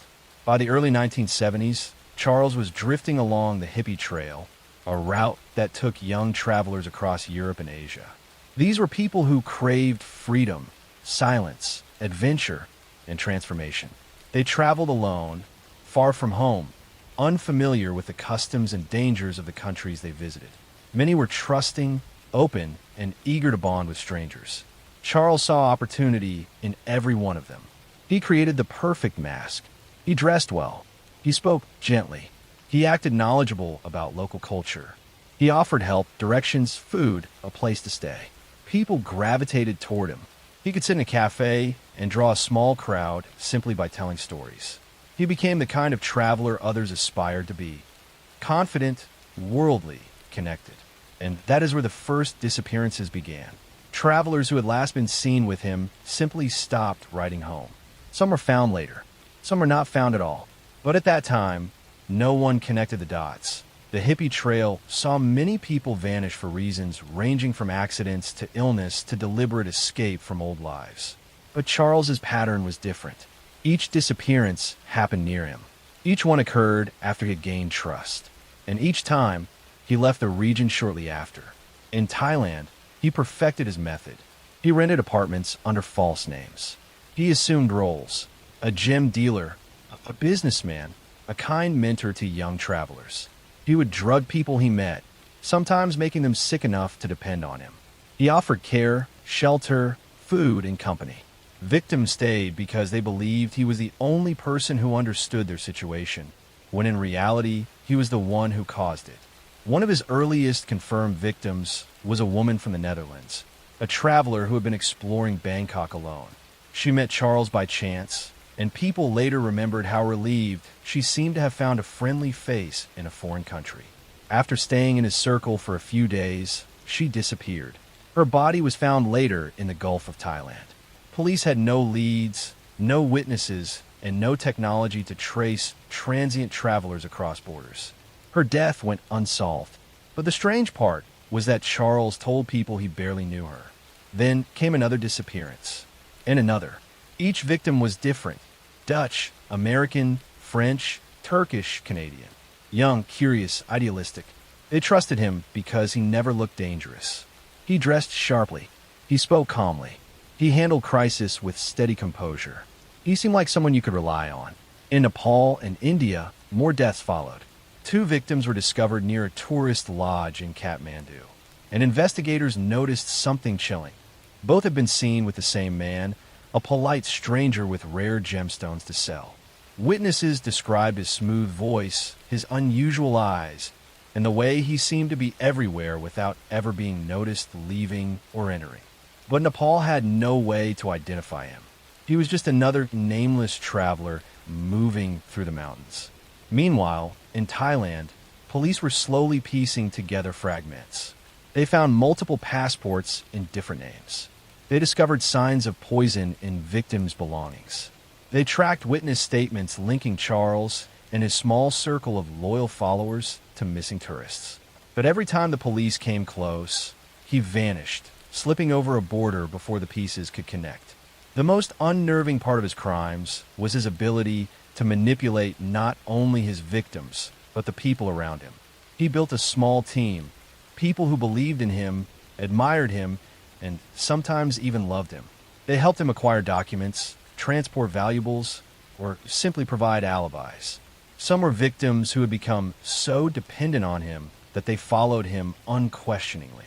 Others were partners in deception. Together, they moved like a shifting cloud across Asia, leaving confusion wherever they went. But in 1976, his luck finally faltered. He attempted to drug a group of French students he was hosting in Delhi, planning to steal their passports and money. But one of the students noticed something strange in his drink, and the group quickly called police. Investigators arrived at the hotel and arrested Charles, who attempted to talk his way out of trouble as calmly as if it were a minor misunderstanding. But this time, the evidence was too strong. He was sentenced to prison in India. What followed next became one of the most bizarre chapters in criminal history. Inside the Indian prison, Charles lived comfortably. He charmed guards. He bribed officials. He acted like a guest in a hotel instead of an inmate. He cooked meals, hosted gatherings, and even received visitors. Guards sometimes consulted him on small disputes because he had a calming influence. It was as if prison walls were irrelevant to him. He carried himself like a man who would eventually walk out on his own terms. And eventually, he did. In 1986, nearing the end of his sentence, Charles realized a problem. If he were released, he would be extradited directly to Thailand, where he faced a much harsher punishment. So he created a plan that blended boldness with complete psychological understanding. He staged an escape. He baked sweets for prison guards, offering them as a gesture of goodwill. Inside the sweets was a mild sedative, not strong enough to cause alarm, just enough to blur their senses. Then he climbed over the prison wall in full view of multiple witnesses. He didn't run. He didn't hide. He walked away calmly. The prison scrambled. The escape blew up in the press. And Charles, knowing the police would search for him aggressively, simply waited. It took them exactly 10 days to catch him again. And that was the point. Under Indian law, an escape extended his prison sentence. That meant he could remain safely in India, avoiding extradition to Thailand until the statute of limitations on his charges expired. By the time he finished his extended sentence, Thailand could no longer prosecute him. He walked out of prison a free man. It was one of the most calculated legal maneuvers ever performed by a criminal. After leaving India, Charles drifted again. Sometimes he appeared in Europe. Sometimes he disappeared for years. He gave interviews. He sold rights to his story. He tried to publish books about himself. He spoke as if he were proud of what he had done, even though he never confessed clearly. His past was a fog of manipulation, partial truths, and deliberate contradictions. Then, in 2003, he returned to Nepal, a place where he was still wanted for murder.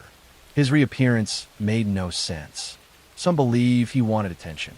Others think he believed he could manipulate the Nepalese system as he had manipulated so many others. But this time, the authorities were ready. They arrested him immediately and reopened the decades-old case. The evidence was mostly circumstantial, but witness statements, passport records, and forensic connections formed a picture that was difficult to ignore. After a long trial, Charles Sabridge was convicted. He spent the next 19 years in a Kathmandu prison, this time with no comfort, no influence, and no special treatment. He aged behind bars, and the world slowly lost interest in him. In 2022, at the age of 78, he was released on medical grounds and deported to France. Today, he lives quietly. No interviews, no headlines, no dramatic statements. A man who spent decades shaping his identity into a myth now sits in the shadows, away from the noise, as if the world has finally stopped listening to him. But what makes Charles Sabridge so chilling is not just the crimes themselves, or the number of victims linked to him, or the way he slipped through countries like a ghost. It is the calmness, the patience, the willingness to wait.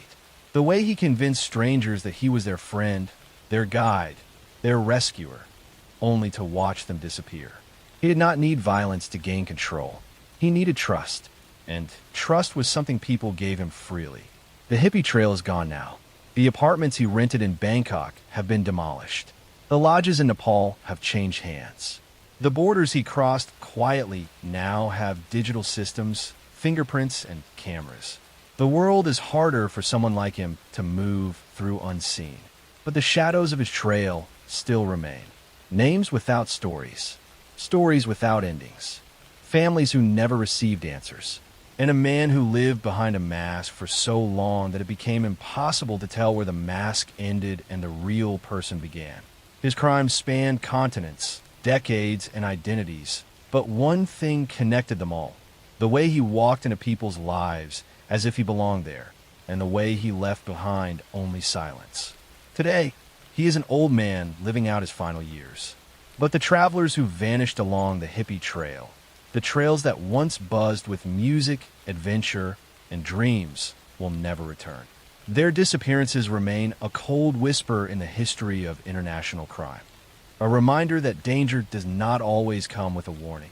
And sometimes the most dangerous person in the world is the one who smiles the warmest. It is one of the strangest, most haunting cases in modern criminal history. Not because of brutality, but because of deception.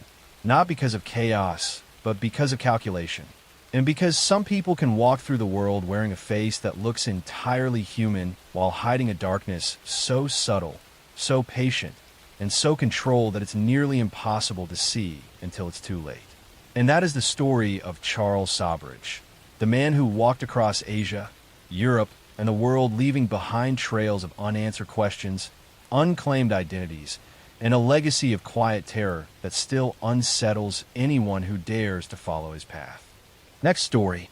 I'm going to tell you a story about a man who lived at the edge of a quiet residential street in Kansas City. A man who smiled politely at neighbors, ran a small shop, collected antiques, and seemed harmless enough that people barely remembered him when they passed his house.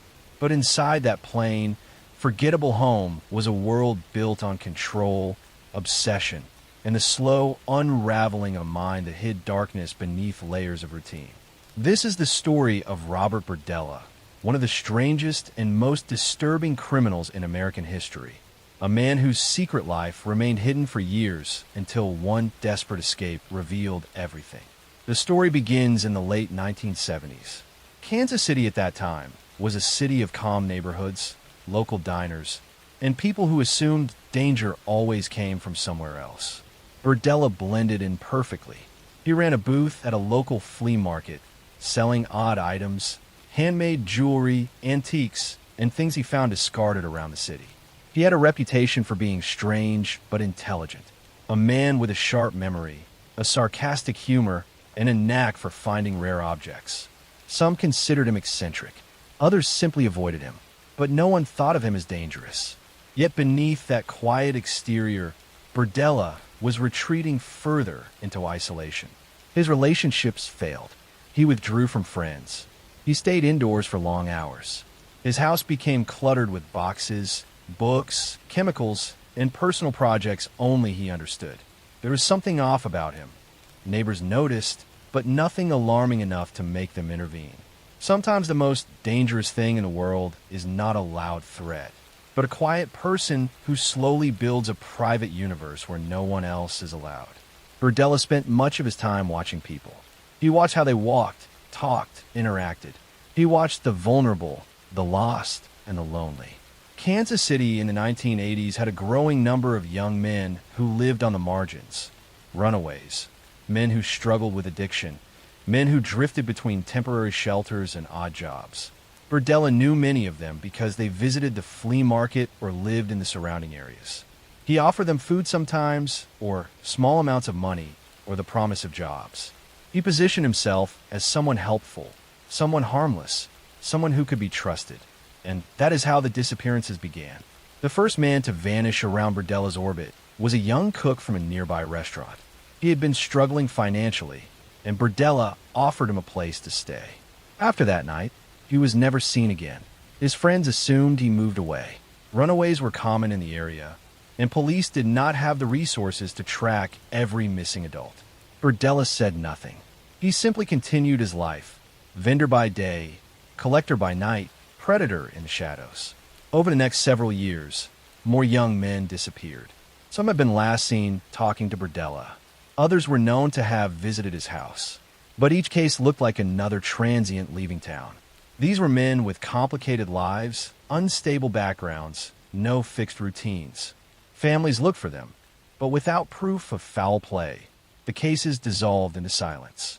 Meanwhile, Burdella's behavior inside his home grew darker. He wrote in journals. He kept lists. He treated people not as human beings, but as objects in an experiment he believed he could control. The isolation deepened his obsessions, and the walls of his home became a barrier that separated him entirely from reality. He convinced himself he was smarter than everyone else. He believed he would never get caught. He believed that people who lived unstable lives would never be missed long enough for anyone to trace them back to him. But arrogance is often what brings people like him down. In April 1988, something happened that Burdella never expected. A young man escaped from his house. He ran into the street wearing almost nothing, terrified, bruised, and in shock. A passerby found him and called police immediately. Officers arrived, expecting perhaps a domestic dispute or an argument. They had no idea they were about to uncover one of the most disturbing crime scenes in the history of Kansas City. When they reached Burdella's home, they knocked. He opened the door as calmly as if nothing unusual had just happened. He tried to talk his way out of it, offering explanations that made no sense, acting confused, playing the harmless, eccentric neighbor. But the officers, seeing the condition of the escaped victim, pressed further. They entered the house and froze. The interior was a maze of clutter, boxes, tools, photographs, chemicals, devices, and journals. Nothing about it felt normal. Nothing felt safe. The deeper officers went into the house, the worse it became. They found rooms that looked like laboratories. They found items that looked designed for control. They found Polaroids, hundreds of them, images of men who had disappeared over the years. Some alive, some injured, some never seen again. In an instant, every missing person case that had once seemed like another runaway suddenly had a connection. Burdella was the link. Police sealed the house and began a search that lasted days. They uncovered evidence that confirmed the darkest suspicions. They found belongings of victims. They found tools. They found diaries where Burdella had documented actions with chilling precision. Page after page, written in neat handwriting, showing that for him everything had been planned, organized, and controlled. He saw people as experiments, as objects, as projects. News spread quickly. The quiet man from the flea market was suddenly at the center of a national story. Reporters filled the street. Neighbors watched in disbelief as boxes of evidence were carried out of the house. Families of missing men came forward. Old police reports were reopened. The city realized that for almost a decade, a predator had lived among them, hidden in plain sight, protected not by intelligence alone, but by the painful truth that society often overlooks people who live unstable lives. In court, Burdella tried to present himself as misunderstood.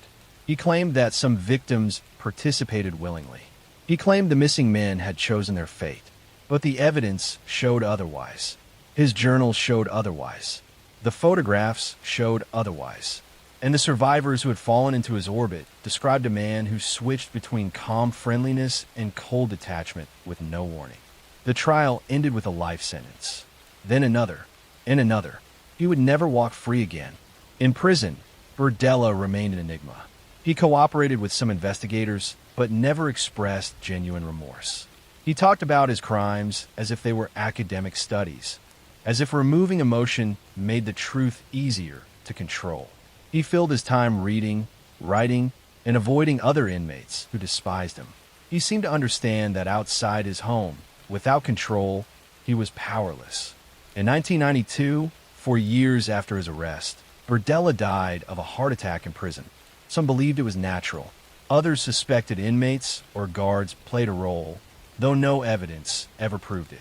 His death ended the possibility of learning more about the victims whose lives he took without leaving behind clear explanations. Today, Burdella's house no longer exists. It was demolished by the city to erase the physical memory of what happened inside those walls. The lot is empty now, quiet. Grass covers the space where the home once stood. People walk past without knowing what once happened there, without realizing that behind those walls, a man who looked unremarkable had lived a double life so dark that even investigators had difficulty understanding the full scope of it. The case remains one of the most disturbing examples of how someone can hide in plain sight. A man who sold trinkets at a flea market by day, while at night he drifted into a world built entirely on domination and secrecy. He did not rely on charm alone. He relied on society's blind spots, on the way people overlooked certain lives, on the way missing persons reports were dismissed if the victims were transient. He operated inside the cracks of the system. That is the part that still chills people the most. Not just the crimes themselves, but how long they went unnoticed. How many warnings were missed. How many lives intersected with his without understanding the danger. How easy it was for him to operate while appearing completely forgettable. It raises a question that haunts anyone who studies the case. How many times did people walk past him, exchange a greeting, and continue their day without knowing that they were looking directly into the eyes of someone living a double existence? Even decades later, the Berdella case remains a reminder that evil does not always look wild or violent. Sometimes it looks calm. Sometimes it wears glasses, sells antiques, and talks about history. Sometimes it blends into the world so completely that no one sees it until someone escapes, running into the street, desperate, terrified, and begging for help, revealing the truth that had been hidden behind a closed door for far too long. And that is the story of Robert Berdella, the butcher baker of Kansas City, a man whose crimes went unnoticed for almost 10 years, until one moment of courage exposed everything he tried so hard to hide. Next story. I'm going to tell you a story about a man who carefully managed how others saw him, and about how years of quiet manipulation ended in a crime so calculated that it stunned even experienced investigators. This is a true crime story about entitlement control and how the belief that rules do not apply can turn deadly. Robert Durst was born into wealth in New York City, the heir to a powerful real estate empire. From a young age, he was distant, withdrawn, and emotionally detached. As an adult, he lived mostly off his family fortune, drifting between properties and relationships without ever holding a traditional job. People described him as odd, but harmless, a quiet eccentric who preferred isolation. In 1982, his wife, Kathleen Durst, disappeared. Kathleen was a medical student, intelligent, ambitious, and increasingly frustrated by her marriage. She had confided to friends that she feared Robert and wanted a divorce. On the night she vanished, Robert claimed he dropped her at a train station so she could attend classes. She was never seen again. For years, the case went nowhere. There was no body and little physical evidence. Robert's wealth and influence allowed him to stay out of serious legal trouble. Kathleen's disappearance slowly faded from public attention, but investigators never forgot the unanswered questions surrounding her last night alive. Decades later, another death reopened everything. In 2000, Robert Durst's close friend Susan Berman was found shot execution style in her Beverly Hills home.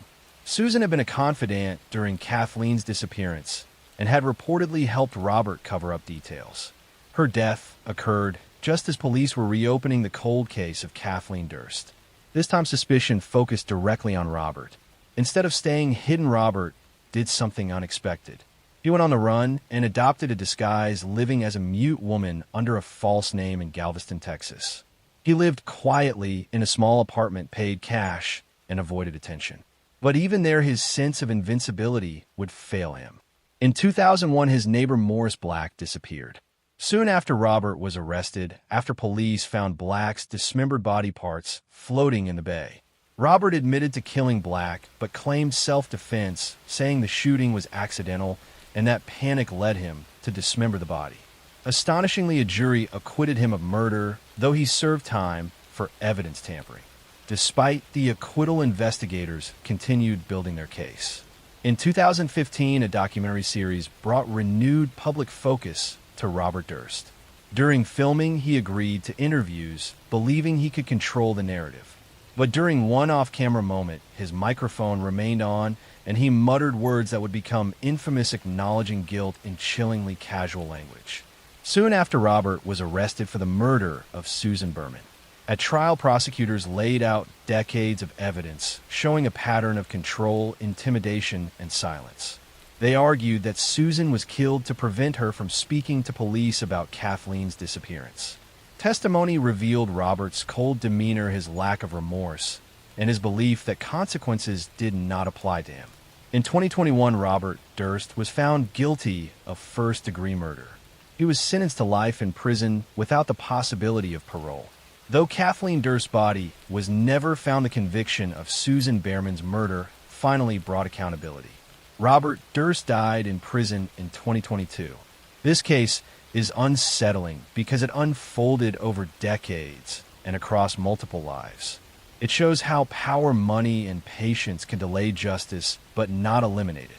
Robert Durst believed he could outlast time itself. He was wrong. It is a reminder that some crimes are not driven by impulse, but by entitlement. That silence can be bought for years, but never forever. And that even the quietest confessions eventually find a way to be heard. I'm going to tell you a story about a man who appeared calm, supportive, and grieving, and about how that appearance slowly collapsed under the weight of evidence, timing, and truth. This is a true crime story about deception, patience, and how a single lie repeated long enough can almost convince the world. Scott Peterson lived in Modesto, California, with his wife, Lacey Peterson. They were newly married and expecting their first child, a baby boy they planned to name Connor. To friends and family, Scott appeared attentive and polite, while Lacey was warm, outgoing, and deeply excited about becoming a mother. She decorated the nursery, planned holidays, and spoke often about the future. From the outside, their life looked settled and hopeful. But beneath that surface, Scott was living a separate emotional life. Months before Lacey disappeared, Scott had begun an affair with another woman. During this relationship, he told her that his wife had died and that he was experiencing his first holiday season without her. This lie was spoken weeks before Lacey went missing. It revealed something crucial, not just infidelity, but premeditation of a future without his wife. On the morning of December 24th, 2002, Lacey vanished. Scott told police that Lacey had planned to walk the dog and that when he returned from a fishing trip, she was gone. The dog was later found wandering the neighborhood with its leash still attached. Inside the house, everything appeared normal. There were no signs of struggle. No note. No clear direction. The case immediately drew massive attention. Search teams, volunteers, and law enforcement combed the area. Posters with Lacey's face appeared across California. Scott gave interviews standing outside his home asking for his wife's return. His voice sounded controlled, measured, almost rehearsed. Many people sympathized with him, believing he was a husband trapped in uncertainty. But investigators noticed troubling details. Scott's fishing trip on Christmas Eve stood out. He claimed he decided to fish at the Berkeley Marina hours away on a cold, foggy day. He said it was spontaneous. Yet police later found evidence that he had researched tidal movements and purchased a fishing license shortly before. Concrete anchors were discovered, one of which was used while others were missing. As the investigation deepened, Scott's behavior raised alarms. He continued calling his mistress, pretending Lacey was already dead, even as search efforts continued publicly. Phone records placed him near the marina at critical times. Witness sightings of a pregnant woman walking a dog conflicted with Scott's timeline. Each piece alone was small, but together they formed a pattern. In April 2003, the bodies of Lacey Peterson and her unborn son washed ashore near the same marina where Scott said he had gone fishing. The discovery shifted the case dramatically. Forensic evidence showed the remains had been in the water for months. The location matched prosecutors' theory that Scott had disposed of Lacey's body in the bay weighted down to sink. Scott Peterson was arrested shortly after. At trial, the prosecution did not rely on a single piece of evidence. Instead, they built a timeline of lies, behavior, and opportunity. They showed Scott's affair, his false statements, his suspicious movements, and his lack of genuine concern. The defense argued there was no direct evidence linking him to the murder and suggested Lacey was abducted by others. The jury deliberated carefully. In 2004, Scott Peterson was found guilty of first-degree murder for Lacey and second-degree murder for Connor. He was sentenced to death, which was later overturned, and converted to life in prison without the possibility of parole. Lacey Peterson was remembered as loving, optimistic, and deeply connected to her family. She trusted her husband and looked forward to motherhood. Connor became a symbol of innocence, lost before life could begin. This case remains chilling because Scott Peterson never appeared violent or unstable. He remained calm even as everything unraveled. His crime was not fueled by rage, but by calculation and a desire to maintain control over the narrative. It is a story that reminds us that guilt does not always shout. Sometimes it whispers calmly to cameras, smiles slightly, and waits for doubt to grow. But time, evidence, and truth have a way of speaking louder than any lie told softly enough.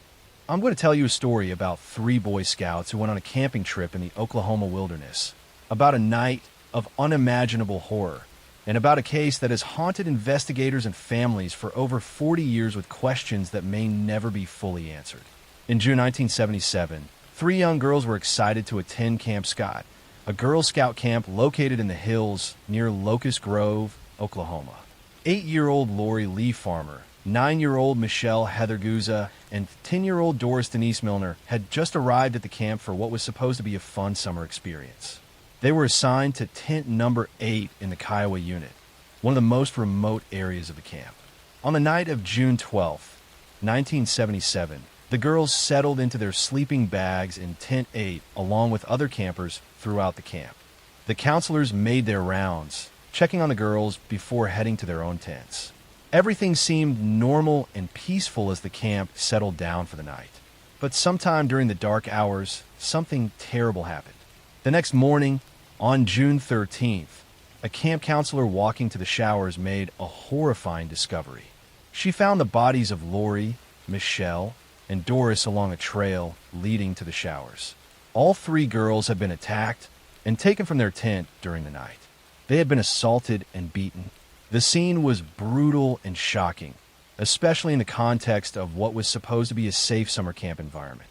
Police were called immediately, and Camp Scott was evacuated. Parents rushed to pick up their daughters, many learning about the tragedy only when they arrived. The peaceful Girl Scout camp had become a crime scene, and investigators from multiple agencies descended on the remote location to try to piece together what had happened. Evidence at the scene suggested that someone had entered the camp from outside and specifically targeted Tent 8. Items belonging to the girls were found scattered along the path where their bodies were discovered. Investigators also found a flashlight and other items that appeared to belong to the perpetrator. Most disturbing was evidence that suggested the attacker had been inside the tent and had carried or led the girls away before attacking them.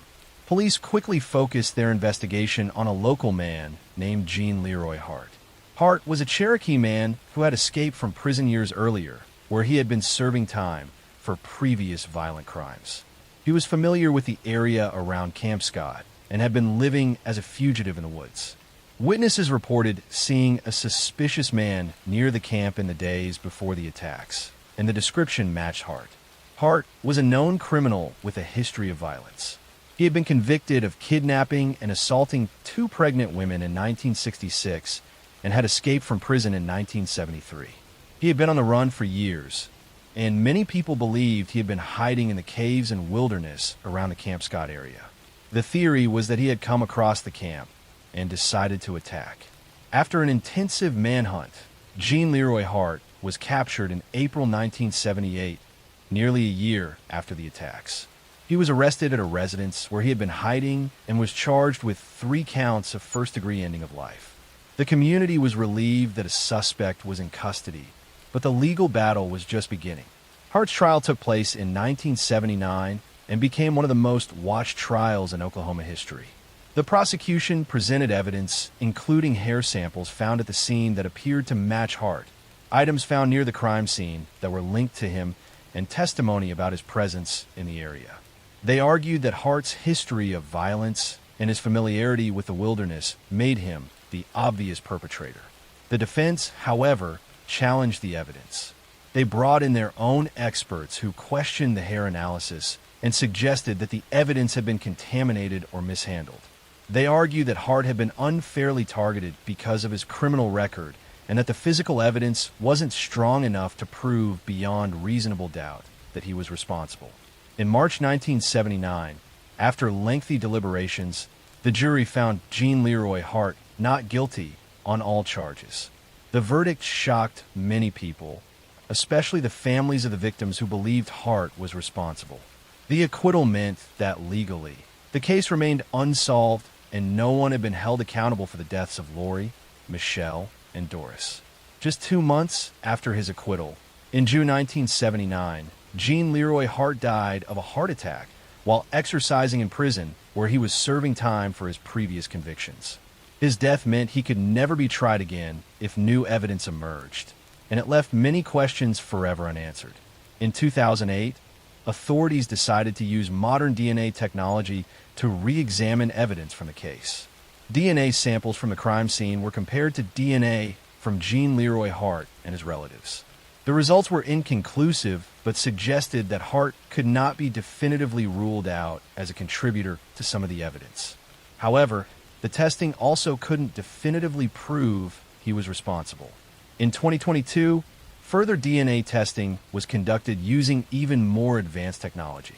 The Oklahoma State Bureau of Investigation announced that the new testing showed that Hart's DNA was a match to evidence found at the crime scene. While this wasn't a legal conviction since Hart had been acquitted and was deceased, the testing gave investigators confidence that they had indeed identified the right person all along.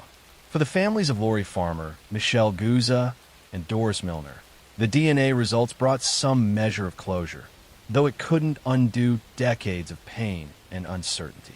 The three girls had been excited about their camping trip and had looked forward to making friends and having adventures. Instead, they encountered evil in a place that should have been safe. Camp Scott never reopened after the attacks. The property was eventually sold, and the camp structures were demolished. The site stands as a reminder of the tragedy that occurred there and the 3 young lives that were stolen on that June night in 1977. The case of the Girl Scout murders remains one of Oklahoma's most notorious unsolved cases in the eyes of many, despite the DNA evidence pointing to Hart. Because he was acquitted in court and died shortly after, there was never legal resolution. The case highlighted failures in camp security and led to changes in how overnight camps protect children in their care. Lori, Michelle, and Doris were young girls who should have had their whole lives ahead of them. They should have grown up, graduated from school, and had families of their own. Instead, their lives ended on a camping trip that was supposed to be filled with joy and adventure. A tragic reminder that evil can strike even in the most innocent of settings. Next story. I'm going to tell you a story about a daughter who appeared obedient and gentle, and about how a carefully constructed lie slowly collapsed under the weight of its own details. This is a true crime story about patience deception and how the crime meant to look like a tragic home invasion was ultimately exposed as something far more personal. Jennifer Pan grew up in a strict household in Markham, Ontario, the daughter of Vietnamese immigrants who believed discipline and academic success were the keys to a secure future. From an early age, Jennifer was expected to excel. Her parents controlled her schedule, her friendships, and her plans. They believed they were protecting her and guiding her toward a better life. To outsiders, the family appeared quiet, hardworking, and deeply focused on education. Inside the home, Jennifer felt trapped. She struggled in school, but told her parents she was thriving. She forged report cards, lied about attending university, and created an entire imaginary life to meet expectations. For years, she left the house, pretending to go to classes, while actually spending her days with friends or her boyfriend Daniel Wong, whom her parents strongly disapproved of. The lies piled on top of each other, becoming more complicated and more dangerous with time. Jennifer lived in constant fear of being exposed. On the night of November 8th, 2010, Jennifer called emergency services in a panic. She told the operator that intruders had broken into her family home. When police arrived, they found her mother bitch Hot Pan dead from multiple gunshot wounds. Her father, Huai Han Pan, had also been shot, but was still alive, barely conscious, and unable to speak. Jennifer appeared shaken and restrained with her hands behind her back. She claimed she had been tied up and forced to watch as the attackers killed her parents. She said the intruders fled after shooting them, leaving her alive by chance. At first, the scene looked like a brutal home invasion gone wrong, but details did not align. Investigators noticed that nothing of value had been stolen. Jennifer's account changed subtly each time she told it. The positioning of her restraints suggested they had been applied after the fact. Phone records revealed a series of calls and messages that pointed not to random criminals, but to people Jennifer knew personally. As police dug deeper, a hidden story emerged. Jennifer had been planning her parents' deaths for months. She believed that killing them was the only way to escape their control and to continue her relationship freely. She worked with her boyfriend Daniel Wong and several others to arrange the attack. Money was discussed. Roles were assigned. The plan was not impulsive, but deliberate. The night of the shooting, the attackers were led into the house intentionally. Jennifer survived because she was never meant to die. Her father lived long enough to recover and identify his daughter as responsible. When he learned the truth, the betrayal was devastating. He had trusted her completely. He had believed he was protecting his family.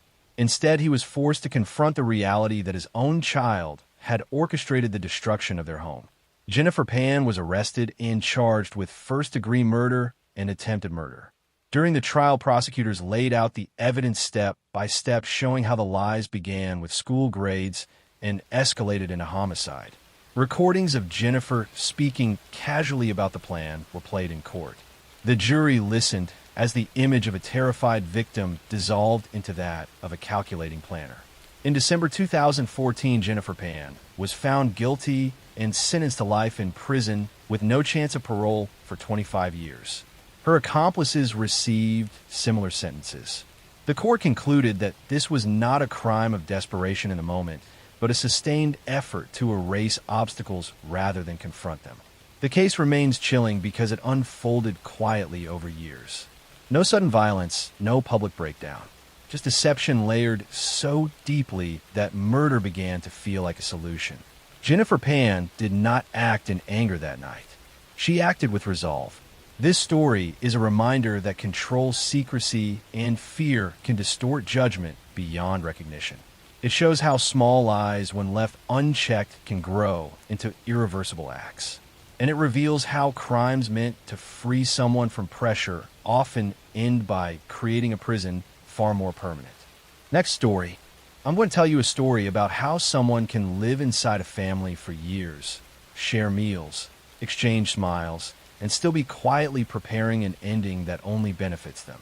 This is a true story about greed disguised as care, about patience stretched across decades, and about how one woman's death slowly exposed a truth that had been hiding in plain sight.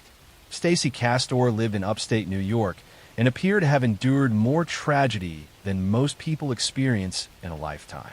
She was a mother, a wife, and someone who often spoke about how unlucky her life had been. Friends described her as emotional, dramatic, and deeply affected by loss. Over time, loss became the defining feature of her story, and sympathy followed her wherever she went. Her first husband, Michael Wallace, died suddenly in 2000. He had been healthy, active, and showed no signs of serious illness.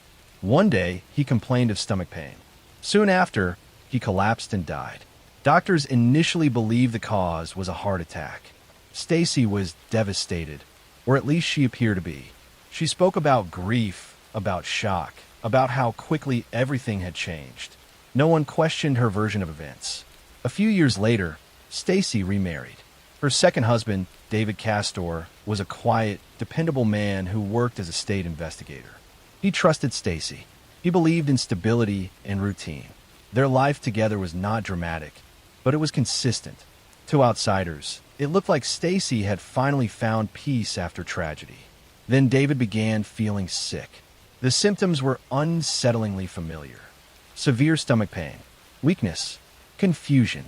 He was admitted to the hospital, where doctors discovered antifreeze in his system. Ethylene glycol poisoning is rare and unmistakable. Someone had ingested a lethal substance meant for engines, not people. Before doctors could save him, David Castor died. Investigators were immediately alarmed. Antifreeze poisoning does not happen accidentally. The question became who would want David dead. Suspicion naturally fell on Stacy, but before police could fully question her, something unexpected happened. Stacy claimed she had attempted suicide. She was found unconscious in her home with a typed note nearby. The note appeared to be a confession written by her teenage daughter, Ashley Wallace. It stated that Ashley had poisoned David and Michael, and that guilt had driven her to kill herself. Stacy insisted she had found the note, and then tried to end her own life out of despair. But nothing about the scene felt right. Ashley was taken into custody, confused, terrified, and insisting she had no idea what the note was talking about. Handwriting experts examined the document. Linguistic analysts reviewed the language.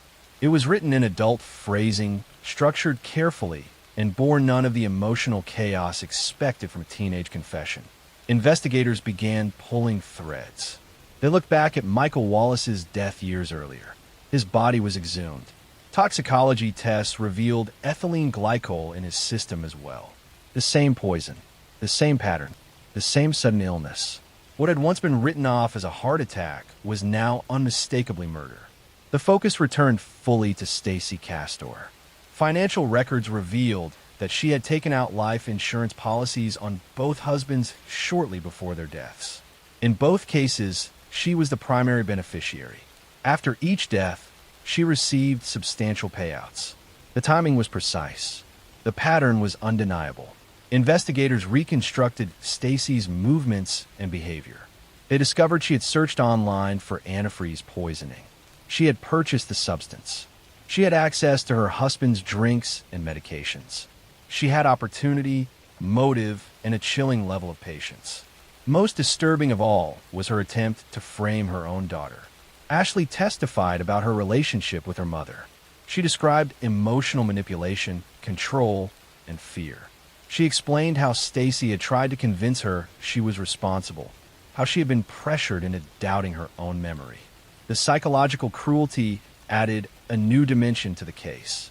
At trial, prosecutors laid out the story slowly and methodically. 2 husbands, 2 deaths, 1 beneficiary, 1 poison, 1 fabricated confession. They explained how Stacy had used time as her ally, spacing the crimes far enough apart to avoid suspicion, relying on sympathy to shield herself. The defense attempted to argue coincidence. They suggested illness, depression, misunderstanding. But coincidence cannot explain identical poisons appearing years apart in 2 men married to the same woman. It cannot explain insurance policies. It cannot explain a staged suicide note written in someone else's name. The jury did not hesitate.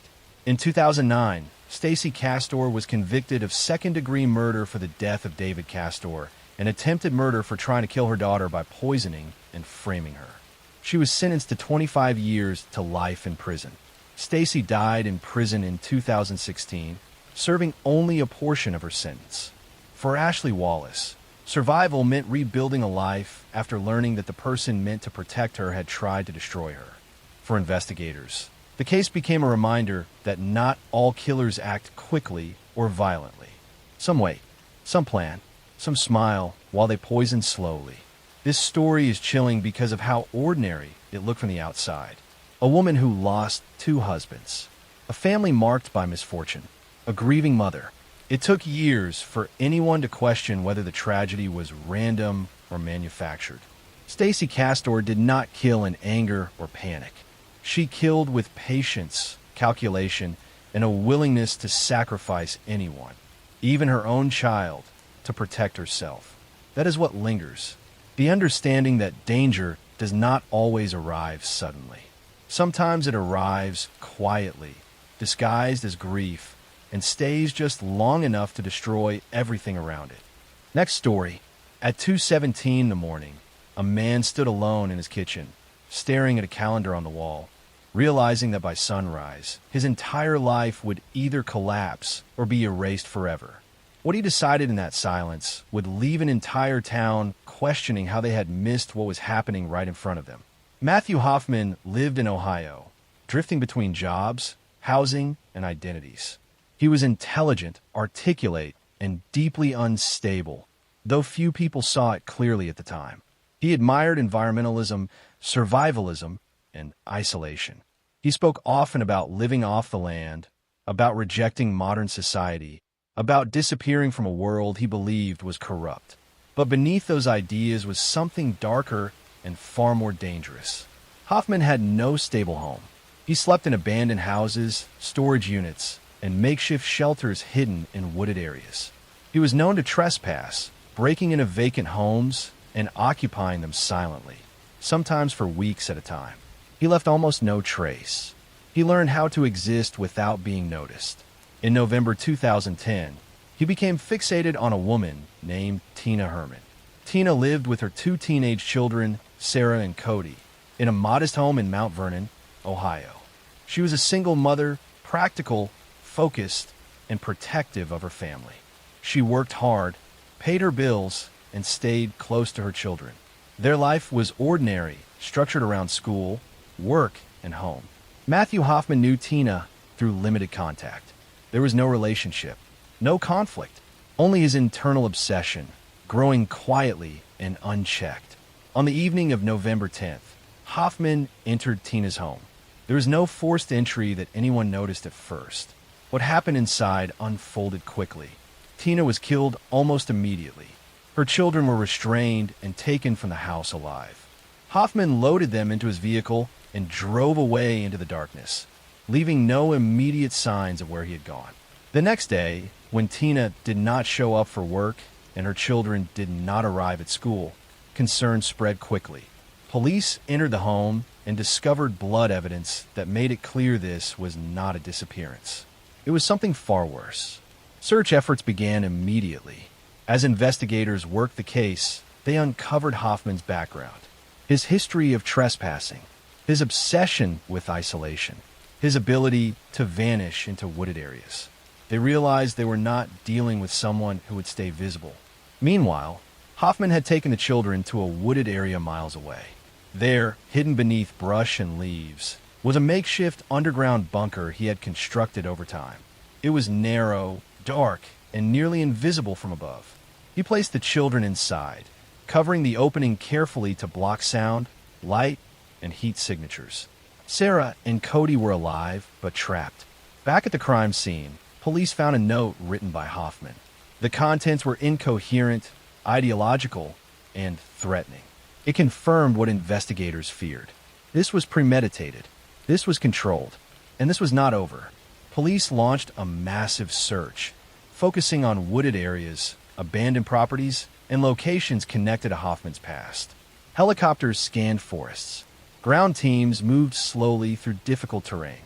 Time mattered more than anything. 3 days later, Hoffman was spotted near a wooded area close to his bunker. Police moved in quickly and arrested him without resistance. With Hoffman in custody, attention turned to the children. He initially refused to cooperate. Hours passed. Negotiators applied pressure carefully. Eventually, Hoffman revealed the location of the bunker. Search teams rushed to the site and uncovered the hidden entrance.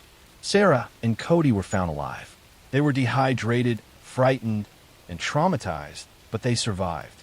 The relief was short-lived. When Hoffman was questioned further, he admitted that Tina Herman had been killed during the initial attack. He later admitted to killing her children as well. After their rescue, details emerging slowly during the investigation and trial that confirmed the full scope of the crime. The case moved to court. Prosecutors presented a chilling picture of planning, obsession, and psychological control. Hoffman was not acting impulsively. He had studied concealment. He had practiced isolation. He believed he could remove people from the world without consequence. Mental health evaluations showed severe disorders, but not enough to remove responsibility. He understood his actions. He understood consequences. He simply believed his worldview justified them. Matthew Hoffman was convicted of aggravated murder and kidnapping. He was sentenced to life in prison without the possibility of parole. The town of Mount Vernon was left with a lasting wound. A family erased not by chaos or rage, but by someone who believed invisibility meant immunity. Someone who operated quietly, deliberately, and without hesitation. What makes this case especially disturbing is not how loud it was, but how silent. A man who lived unseen learned how to take others with him into that silence. A house entered without notice. A forest hiding something terrible beneath its surface. Nothing about that night looked dramatic from the outside, and that is what makes it linger. Next story. I'm going to tell you a story about a man who lived quietly for decades while an entire state feared his shadow. A story about a predator who learned police procedures from the inside, who studied his victims long before they ever knew he existed, and who vanished so completely that many believed he would never be found. This is not a story of sudden violence. It is a story of patience, obsession, and terror stretched across generations. Between the mid-1970s and mid-1980s, California experienced a wave of crimes that seemed unrelated at first. Burglaries, sexual assaults, murders, different cities, different victims, different methods.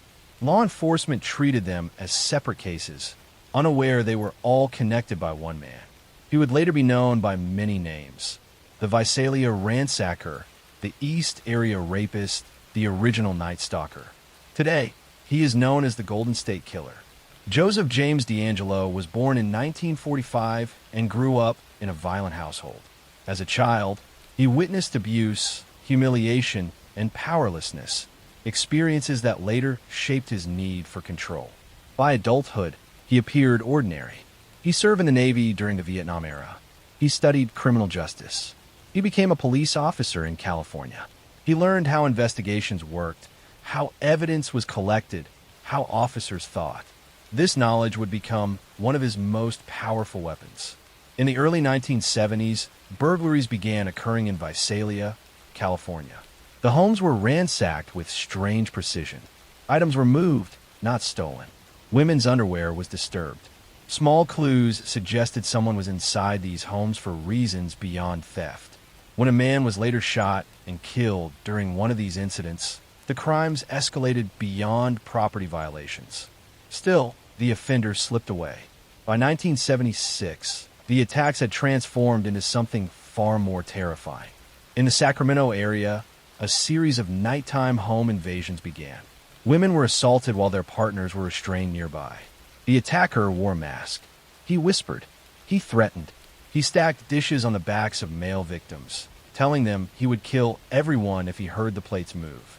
He stayed for hours. Sometimes he returned days later to call the victims, reminding them he could come back at any time. Fear spread rapidly. People slept with lights on. Neighborhoods formed patrols. Couples tied bells to doors. None of it worked. The attacker seemed to know routines. He knew layouts. He knew police response times. He escaped repeatedly, often by bicycle or on foot, vanishing into fields, canals, or darkness before officers arrived. Then the violence escalated again.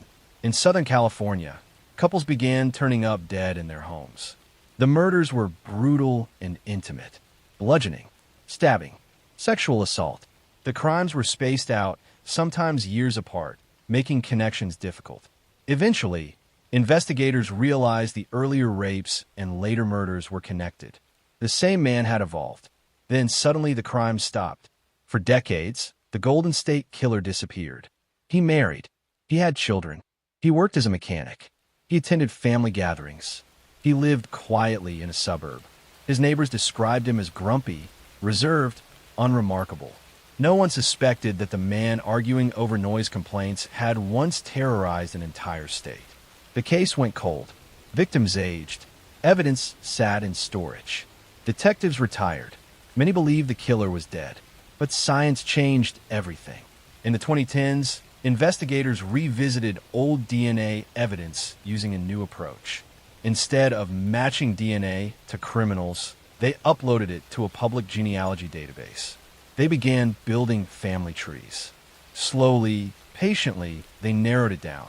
Cousins, distant relatives. Eventually, one name emerged repeatedly: Joseph James D'Angelo. In April 2018, police followed him. They watched him throw away items containing his DNA. They tested it. It matched. After more than 40 years, the Golden State Killer was arrested. The man who had once outrun police now stood silently in court. He showed no emotion, no explanation, no remorse. He pleaded guilty in 2020 to avoid the death penalty, admitting to 13 murders, dozens of rapes, and countless burglaries. Many believe the true number of victims is higher. In court, survivors finally saw his face. Some spoke, some cried, some simply stared. D'Angelo listened without reacting. The monster they had feared for decades was no longer a shadow. He was an old man in an orange jumpsuit. Joseph James D'Angelo was sentenced to life in prison without the possibility of parole. The Golden State Killer case is chilling not because of speed or spectacle, but because of endurance. A man who hunted for years, who adapted, who disappeared, who lived among ordinary people while carrying extraordinary violence inside him. It is a reminder that some predators do not rush. They wait, they learn, they blend in, and sometimes justice arrives not quickly, but eventually, carried forward by the quiet persistence of memory, evidence, and time. I'm going to tell you a story about a woman who slowly realized that the person she trusted most was also the person she needed to fear, about a family that watched warning signs pile up while being powerless to stop what was coming, and about a crime that unfolded over years rather than moments.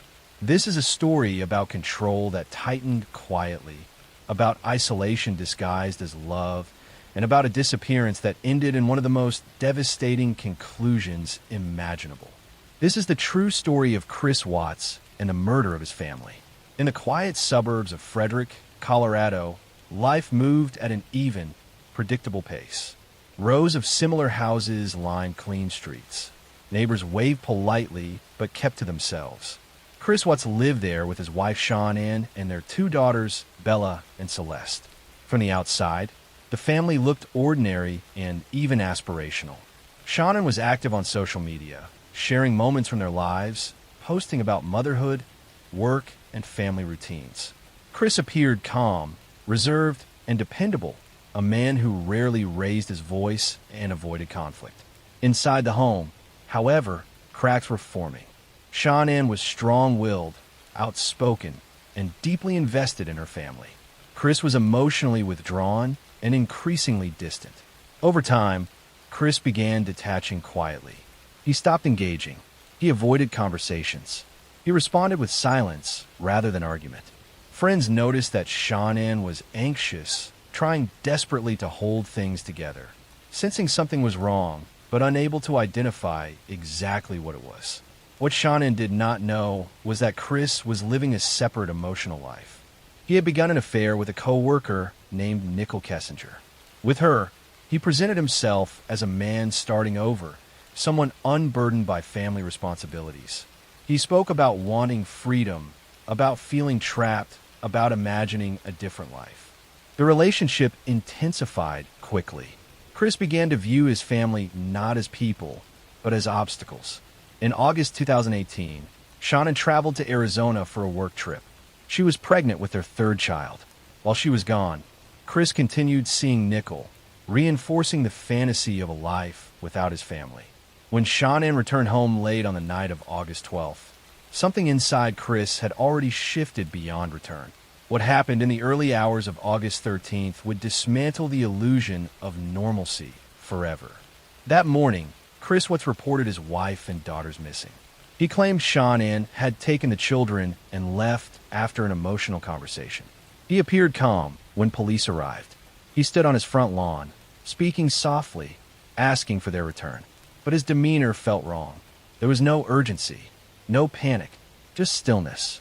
As investigators entered the home, they noticed immediately that Shanann's car was still there.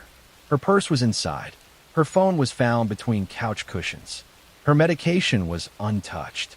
These were things she never left behind. Surveillance footage from a neighbor's camera showed Chris backing his truck into the driveway early that morning, loading items into it for nearly an hour. The story Chris told began to unravel almost immediately. Police interviews revealed inconsistencies. Chris avoided eye contact. His answers were vague. When asked direct questions, he paused too long, as if calculating rather than remembering. Investigators asked him to take a polygraph. He agreed. He failed. Confronted with the results, Chris first claimed that Shannon had killed their daughters and that he had killed her in a moment of rage. The confession did not hold. Evidence contradicted it. The truth, when it finally emerged, was far worse. Chris admitted that he had strangled Shannon in their bedroom. He admitted that his daughters were still alive afterward. He loaded their bodies into his truck and drove to an oil site where he worked. There, he smothered Bella and Celeste and disposed of their bodies in oil tanks. He buried Shannon in a shallow grave nearby. The calmness with which he described these acts stunned investigators. There was no explosion of anger, no loss of control. It was methodical, planned, quiet. As details became public, the nation struggled to reconcile the image of Chris Watts with the reality of his actions. Interviews surfaced where he smiled awkwardly, pleading for his family's return, knowing exactly where they were. Body camera footage captured him standing in his empty home, detached and eerily composed. In November 2018, Chris Watts pleaded guilty to multiple counts of murder. He was sentenced to life in prison without the possibility of parole. Shannon Watts was remembered as a devoted mother, a woman who loved her children fiercely and fought to hold her family together even when it was slipping away. Bella and Celeste were remembered for their laughter, their trust, and their innocence. The case remains deeply unsettling, not because of mystery, but because of clarity. There was no unknown intruder, no complicated conspiracy. Just a man who decided that erasing his family was easier than confronting the life he had built. What makes this story linger is how ordinary it began. There were no obvious warning signs that screamed danger. Just silence, withdrawal, emotional absence, and a slow, internal shift that no one else could see.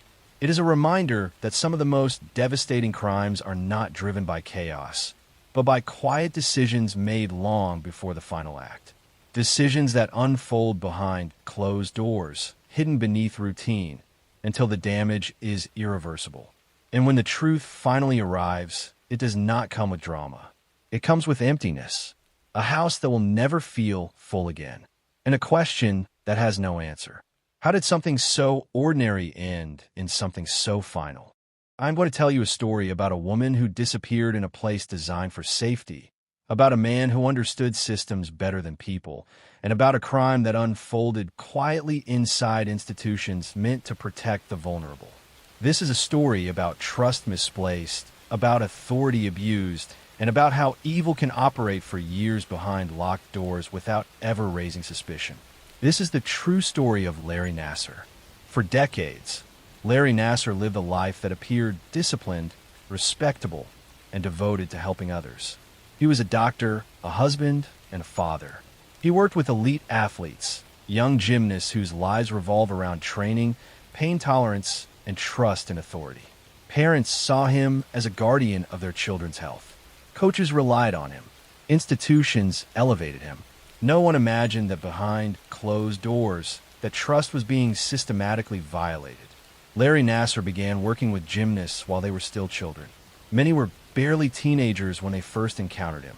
He presented himself as gentle, knowledgeable, and caring. He explained procedures in medical language that sounded complex but reassuring. He positioned parents nearby, creating the illusion of transparency. He normalized discomfort. He framed pain as treatment. For years, young athletes felt confusion they could not name. They were told what was happening was necessary. They were told it was medical. They were told this was how recovery worked. Many felt uneasy, violated, and ashamed, but they trusted the adults around them. They trusted the institutions that had placed this man in a position of authority. Larry Nassar understood that silence was his greatest ally. He exploited the culture of obedience in elite sports, where questioning authority is discouraged and pain is normalized. He exploited parents who believed doctors over children. He exploited systems that valued medals, funding, and reputation over discomfort and doubt. Complaints were made. They were ignored, dismissed, or misunderstood. Some girls were told they were mistaken. Others were told the procedures were legitimate. Reports disappeared into bureaucratic silence. Each failure reinforced Nasser's confidence that he was untouchable. For nearly 2 decades, the abuse continued.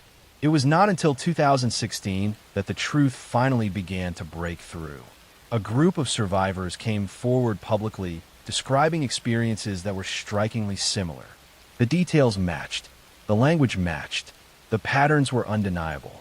What had once been isolated whispers became a chorus that could no longer be ignored. Investigations revealed that Nasser had abused hundreds of girls and young women across multiple institutions, including USA Gymnastics and Michigan State University. Internal documents showed missed opportunities to stop him years earlier. Warnings had been received, red flags had been raised, and yet the system had protected itself instead. When Larry Nasser was arrested, the image of him shifted instantly. The calm doctor became a defendant. The respected professional became exposed. But even then, the full weight of his crimes was not yet understood. During sentencing, something extraordinary happened. Survivors were given the opportunity to speak. One by one, they stepped forward. Some were nervous. Some were composed. Some were shaking. They described how Nasser's actions had followed them into adulthood, shaping their relationships, their sense of safety, and their trust in authority. They spoke about confusion, guilt, and the burden of silence. They spoke not only for themselves, but for those who were still afraid to come forward. Larry Nasser listened. At times, he looked down. At times, he appeared unmoved. When he finally spoke, his words were hollow, technical, and insufficient. The contrast between his detached tone and the emotional weight of the testimonies only deepened the sense of betrayal. In 2018, Larry Nasser was sentenced to multiple life sentences in prison. But the case did not end there. Institutions were forced to confront their failures. Lawsuits followed. Leadership resigned. Policies were rewritten. The public reckoning extended beyond one man to the systems that had enabled him. The survivors had not only exposed a predator, but a culture that had allowed him to operate unchecked. What makes this story especially disturbing is how long it took to unfold. Not because evidence was unavailable, but because it was inconvenient. The truth existed quietly, waiting for enough voices to make ignoring it impossible. Larry Nasser did not rely on secrecy alone. He relied on credibility, on credentials, on the assumption that authority deserves trust. And for years, that assumption protected him more effectively than any lock or thread ever could. The survivors who came forward changed that. Their courage reshaped how institutions respond to abuse. Their voices forced accountability where silence had once lived. Their stories transformed pain into exposure. This case stands as a reminder that evil does not always look violent or chaotic. Sometimes it looks professional. Sometimes it wears a lab coat. Sometimes it hides in routine, protected by reputation and fear. And sometimes the most powerful act is not survival alone, but speaking when the system expects silence. I'm going to tell you a story about a quiet disappearance that unfolded in plain sight, about a family that believed answers would come quickly, and about how time can stretch suffering when the truth refuses to surface. This is a story about routine, about trust, and about how an ordinary evening can quietly become the last chapter of a life. This is the true story of Maura Murray. Maura Murray was a 21-year-old nursing student at the University of Massachusetts Amherst. She was intelligent, athletic, and private. Friends described her as disciplined and driven, but also under immense pressure. In the months leading up to her disappearance, Maura's life appeared to be slowly unraveling in subtle ways that did not seem alarming at the time. She had recently transferred schools. She was balancing demanding coursework, clinical training, and personal struggles. There were signs of emotional strain. A minor car accident, a shoplifting incident, phone calls that left her visibly shaken. Nothing criminal, nothing extreme, just the quiet accumulation of stress. On February 9th, 2004, Mora sent emails to her professors stating that there had been a death in her family and that she would be away for a few days. There was no death. She packed her belongings, withdrew nearly all the cash from her bank account, and left campus in her car. No one knew where she was going. Later that evening, Mora's car was found crashed along a rural road in Haverhill, New Hampshire. The damage was minor. The airbags had deployed. There were no skid marks suggesting high speed. A local bus driver stopped and spoke briefly with Mora. She appeared shaken but uninjured. She declined help and said police had already been called. They had not. When officers arrived minutes later, Mora was gone. There were no footprints in the snow leading away from the scene that could be clearly identified. No witnesses reported seeing her leave. No belongings were taken except what she could have carried on her person. Her car was locked. The area was quiet, dark, and cold. She vanished into the night. At first, investigators believe Mora may have left voluntarily. Perhaps she wanted time alone. Perhaps she was avoiding trouble. But as days passed with no contact, concern deepened.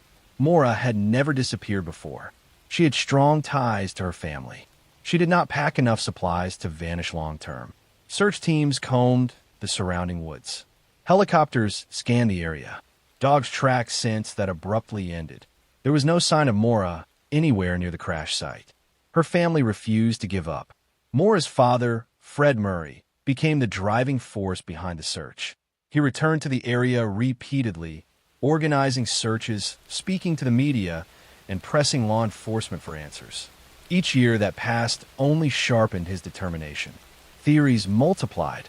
Some believed Mora had succumbed to the elements, and her body remained hidden in the dense wilderness. Others believed she had accepted a ride from the wrong person. Some suspected she intended to disappear, though there was no evidence she had the means or desire to do so permanently. The lack of evidence was maddening. No phone activity, no financial records, no confirmed sightings. The road where her car was found had seen traffic that night, yet no one reported seeing Mora after the crash. It was as though she had stepped out of existence. As time passed, the case drew national attention. Independent investigators arrived. Online communities formed. Every detail of Mora's life was examined repeatedly. Innocent moments were scrutinized for hidden meaning. The absence of answers created space for endless speculation. But speculation did not bring closure. What makes this case particularly haunting is how ordinary it feels. There was no dramatic confrontation, no known enemy, no obvious motive. Just a young woman, alone, under stress, making choices that led her to a dark road on a winter night. If Mora walked into the woods, why was nothing found? If she accepted help, who offered it? If she intended to start over, how did she disappear so completely? Years turned into decades. Mora Murray remains missing. Her family continues to wait, to hope, to search. The uncertainty has become its own form of pain, stretching endlessly without resolution. Every unanswered question lingers, suspended in time. This story is not about violence confirmed or guilt proven. It is about the terrifying fragility of routine, about how quickly a normal day can fracture, about how some disappearances do not announce themselves with chaos or noise. They happen quietly. They leave behind absence. And sometimes the most chilling cases are not the ones with clear endings, but the ones that leave us staring into silence, wondering how someone can simply vanish without a trace. I am going to tell you a true story about a disappearance that unfolded so quietly that for years no one realized a crime had taken place at all. A story about trust built slowly, about isolation disguised as companionship, and about a man whose ordinary appearance allowed him to move through people's lives without ever raising suspicion. This case did not involve a sudden act of violence or a dramatic crime scene. Instead, it was defined by patience, manipulation, and a long silence that swallowed a human life without leaving a trace. This is the true story of Mark Twitchell. Mark Twitchell lived in Edmonton, Canada, and dreamed of becoming a filmmaker. He was obsessed with storytelling, especially dark stories about killers who outsmarted the system. He studied crime films, thrillers, and suspense narratives, not as warnings but as inspiration. To the people around him, He appeared socially awkward but harmless, a man more interested in fantasy than reality. He had a wife, a child, and a quiet suburban life that showed no signs of danger. What no one knew was that Mark had begun to blur the line between fiction and intention, slowly constructing a real crime as if it were a screenplay, rehearsing details in his mind long before he ever acted on them. In 2008, Mark began using online dating platforms under fake names. He created multiple identities, carefully crafting messages to attract men who were looking for discreet relationships. His communication was calm, friendly, and patient.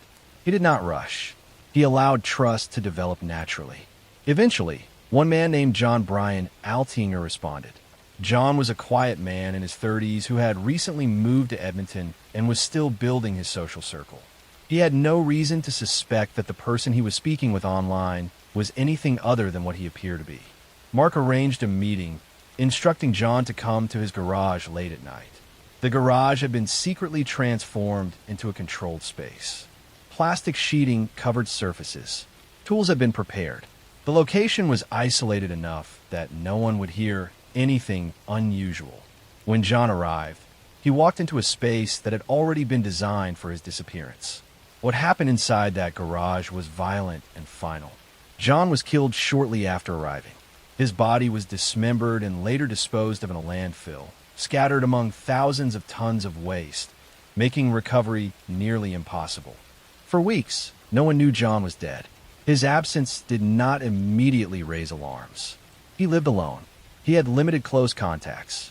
His life slipped quietly into uncertainty. When concern finally reached authorities, there was little to work with. No witnesses, no clear last location, no obvious suspects. But Mark had made mistakes. He kept digital records. He wrote about his thoughts online. He searched obsessively for information about murder investigations, disposal methods, and legal loopholes. His obsession with crime fiction led him to document ideas in ways that eventually betrayed him. Investigators discovered online conversations linking Mark to John's last known interactions. When questioned, Mark attempted to lie, then shifted stories, then claimed the meeting never happened. But evidence continued to surface. Internet histories, deleted files, and suspicious behavior began to form a picture too detailed to ignore. When police searched his garage, they found traces of blood that had been partially cleaned but not fully erased. The space itself revealed signs of planning, not accident. As pressure mounted, Mark's carefully constructed narrative collapsed. He was arrested and charged with first-degree murder. During interrogation, he showed little emotional response. Instead, he spoke about the crime as if it were a failed project, focusing on what went wrong rather than what he had done. Investigators later discovered that Mark had attempted to lure other victims using similar methods, but John was the only one who arrived. In 2011, Mark Twitchell was convicted and sentenced to life in prison with no possibility of parole for 25 years. The case left a lasting impact because of how quietly it unfolded. There were no screams heard by neighbors, no immediate chase, no dramatic escape, just a man who used patience, technology, and isolation to remove another human being from the world without drawing attention. This story is unsettling because it reminds us how danger can exist without chaos, how violence does not always announce itself, how trust, once given, can be used as an entry point rather than a defense. John Altinger did nothing reckless. He simply believed the person he was speaking to was real. And in that belief, he disappeared. I'm going to tell you a true story that unfolded quietly across multiple states, a case that remained hidden not because it was invisible, but because it was disguised as something familiar. This is a story about a man who did not rely on force or sudden violence, but on patience, persuasion, and the slow erosion of another person's sense of reality. It is about how identity can be stolen without leaving bruises, how captivity can exist without chains, and how a life can be rewritten so completely that even the victim forgets who they once were. This is the true story of Franklin Delano Floyd. Franklin Floyd spent decades moving through the United States without attracting attention. He did not look threatening. He did not behave recklessly. He spoke softly, often presenting himself as religious, disciplined, and concerned with morality. To strangers, he appeared like someone who valued structure and responsibility. He often positioned himself as a caretaker, a man willing to step in and help people who were broken or abandoned. But this image was carefully constructed. Beneath it was someone who understood how to control others by first making them dependent. In the early 1970s, Floyd abducted a young girl named Suzanne Marie Savakis. She was only a child when he took her, removing her from her real family and erasing her identity completely. Floyd renamed her Sharon Marshall and raised her as his daughter. From the beginning, he isolated her. They moved constantly. New towns, new schools, new names. He told her lies about her past, convincing her that her mother was dead and that the outside world was dangerous. Over time, he trained her to obey, not through constant violence, but through fear, manipulation, and emotional control. Sharon was intelligent. Teachers noticed her academic ability. She performed well in school, often standing out as bright and capable. But she was withdrawn, cautious, and deeply submissive. Floyd monitored her closely, controlling her interactions, her movements, and her education. He often claimed she had suffered abuse and needed strict protection. This explanation discouraged questions. People assumed her silence was trauma, not imprisonment. As Sharon grew older, Floyd's control intensified. The relationship shifted from something disturbing to something criminal. He began sexually abusing her while continuing to present himself publicly as her father. Sharon had been conditioned from childhood to believe she had no options, no family, and no identity beyond what Floyd allowed her to have. She complied because resistance had been trained out of her long before she reached adulthood. Eventually, Floyd forced Sharon into a marriage with a man he selected. The marriage was not meant to free her. It was meant to maintain control while giving the appearance of normalcy. From that marriage, Sharon gave birth to a daughter. Even then, Floyd remained central in her life, dictating where they lived and how decisions were made. Sharon's life looked stable from the outside, but internally, she remained trapped in a role she never chose. In 1989, Sharon Marshall was found dead along a highway in Oklahoma. Her car had been struck in what appeared to be a hit-and-run accident. Authorities ruled it accidental. There was no immediate reason to suspect foul play. Floyd once again stepped into the role of guardian, taking custody of Sharon's young daughter.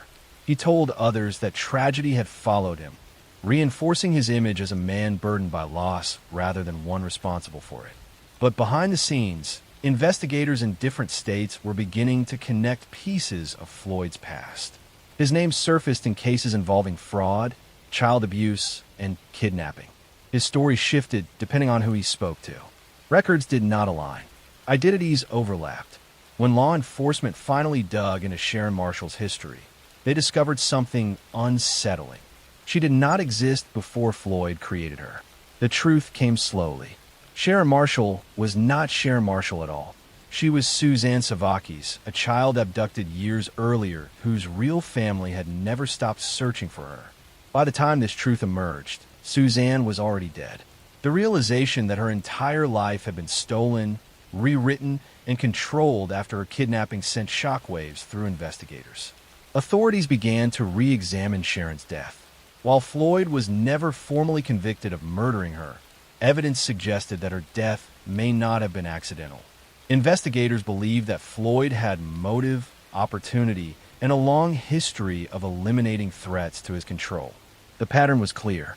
When people became independent, when they began to question, they were removed.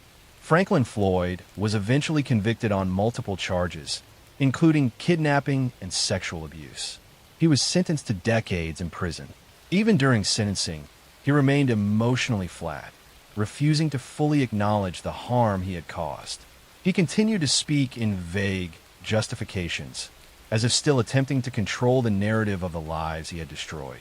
This case is chilling because it unfolded in plain sight. Teachers saw Sharon. Neighbors spoke to Floyd. Officials accepted his explanations.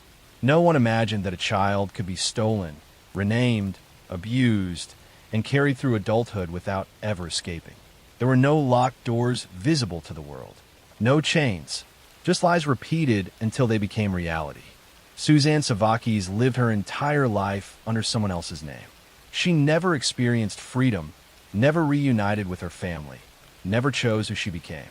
Her story reminds us that the most dangerous prisons are not always hidden underground or reinforced with steel. Sometimes they exist inside the mind, built slowly by someone who understands exactly how to make captivity feel like protection. I'm going to tell you a true story that unfolded behind routine phone calls, friendly voices, and an image of reliability that no one questioned for years. This is a story about access, about how trust can become a weapon, and about a man who used his position not to help, but to hunt quietly without drawing attention. This case did not rely on chaos or fear in public spaces. It relied on familiarity. This is the true story of Bruce McArthur. Bruce McArthur lived in Toronto, Canada, and for most of his adult life, he was seen as harmless. He worked as a landscaper. He was polite, soft-spoken, and dependable. Many of his clients were elderly or lived alone, and they trusted him completely. He also volunteered within the city's LGBTQ community, particularly among older gay men. He was friendly, present, and helpful. No one saw him as a threat. That was exactly what allowed him to remain invisible for so long. Over the years, men began disappearing from Toronto's gay village. The disappearances were spread out, sometimes months or years apart. Many of the missing men were immigrants, some with limited family connections, others with unstable housing or small social circles. When they vanished, there was concern, but not urgency. It was assumed they had moved, drifted, or chosen to disconnect. The pattern did not immediately look like murder. It looked like absence. Bruce McArthur knew this.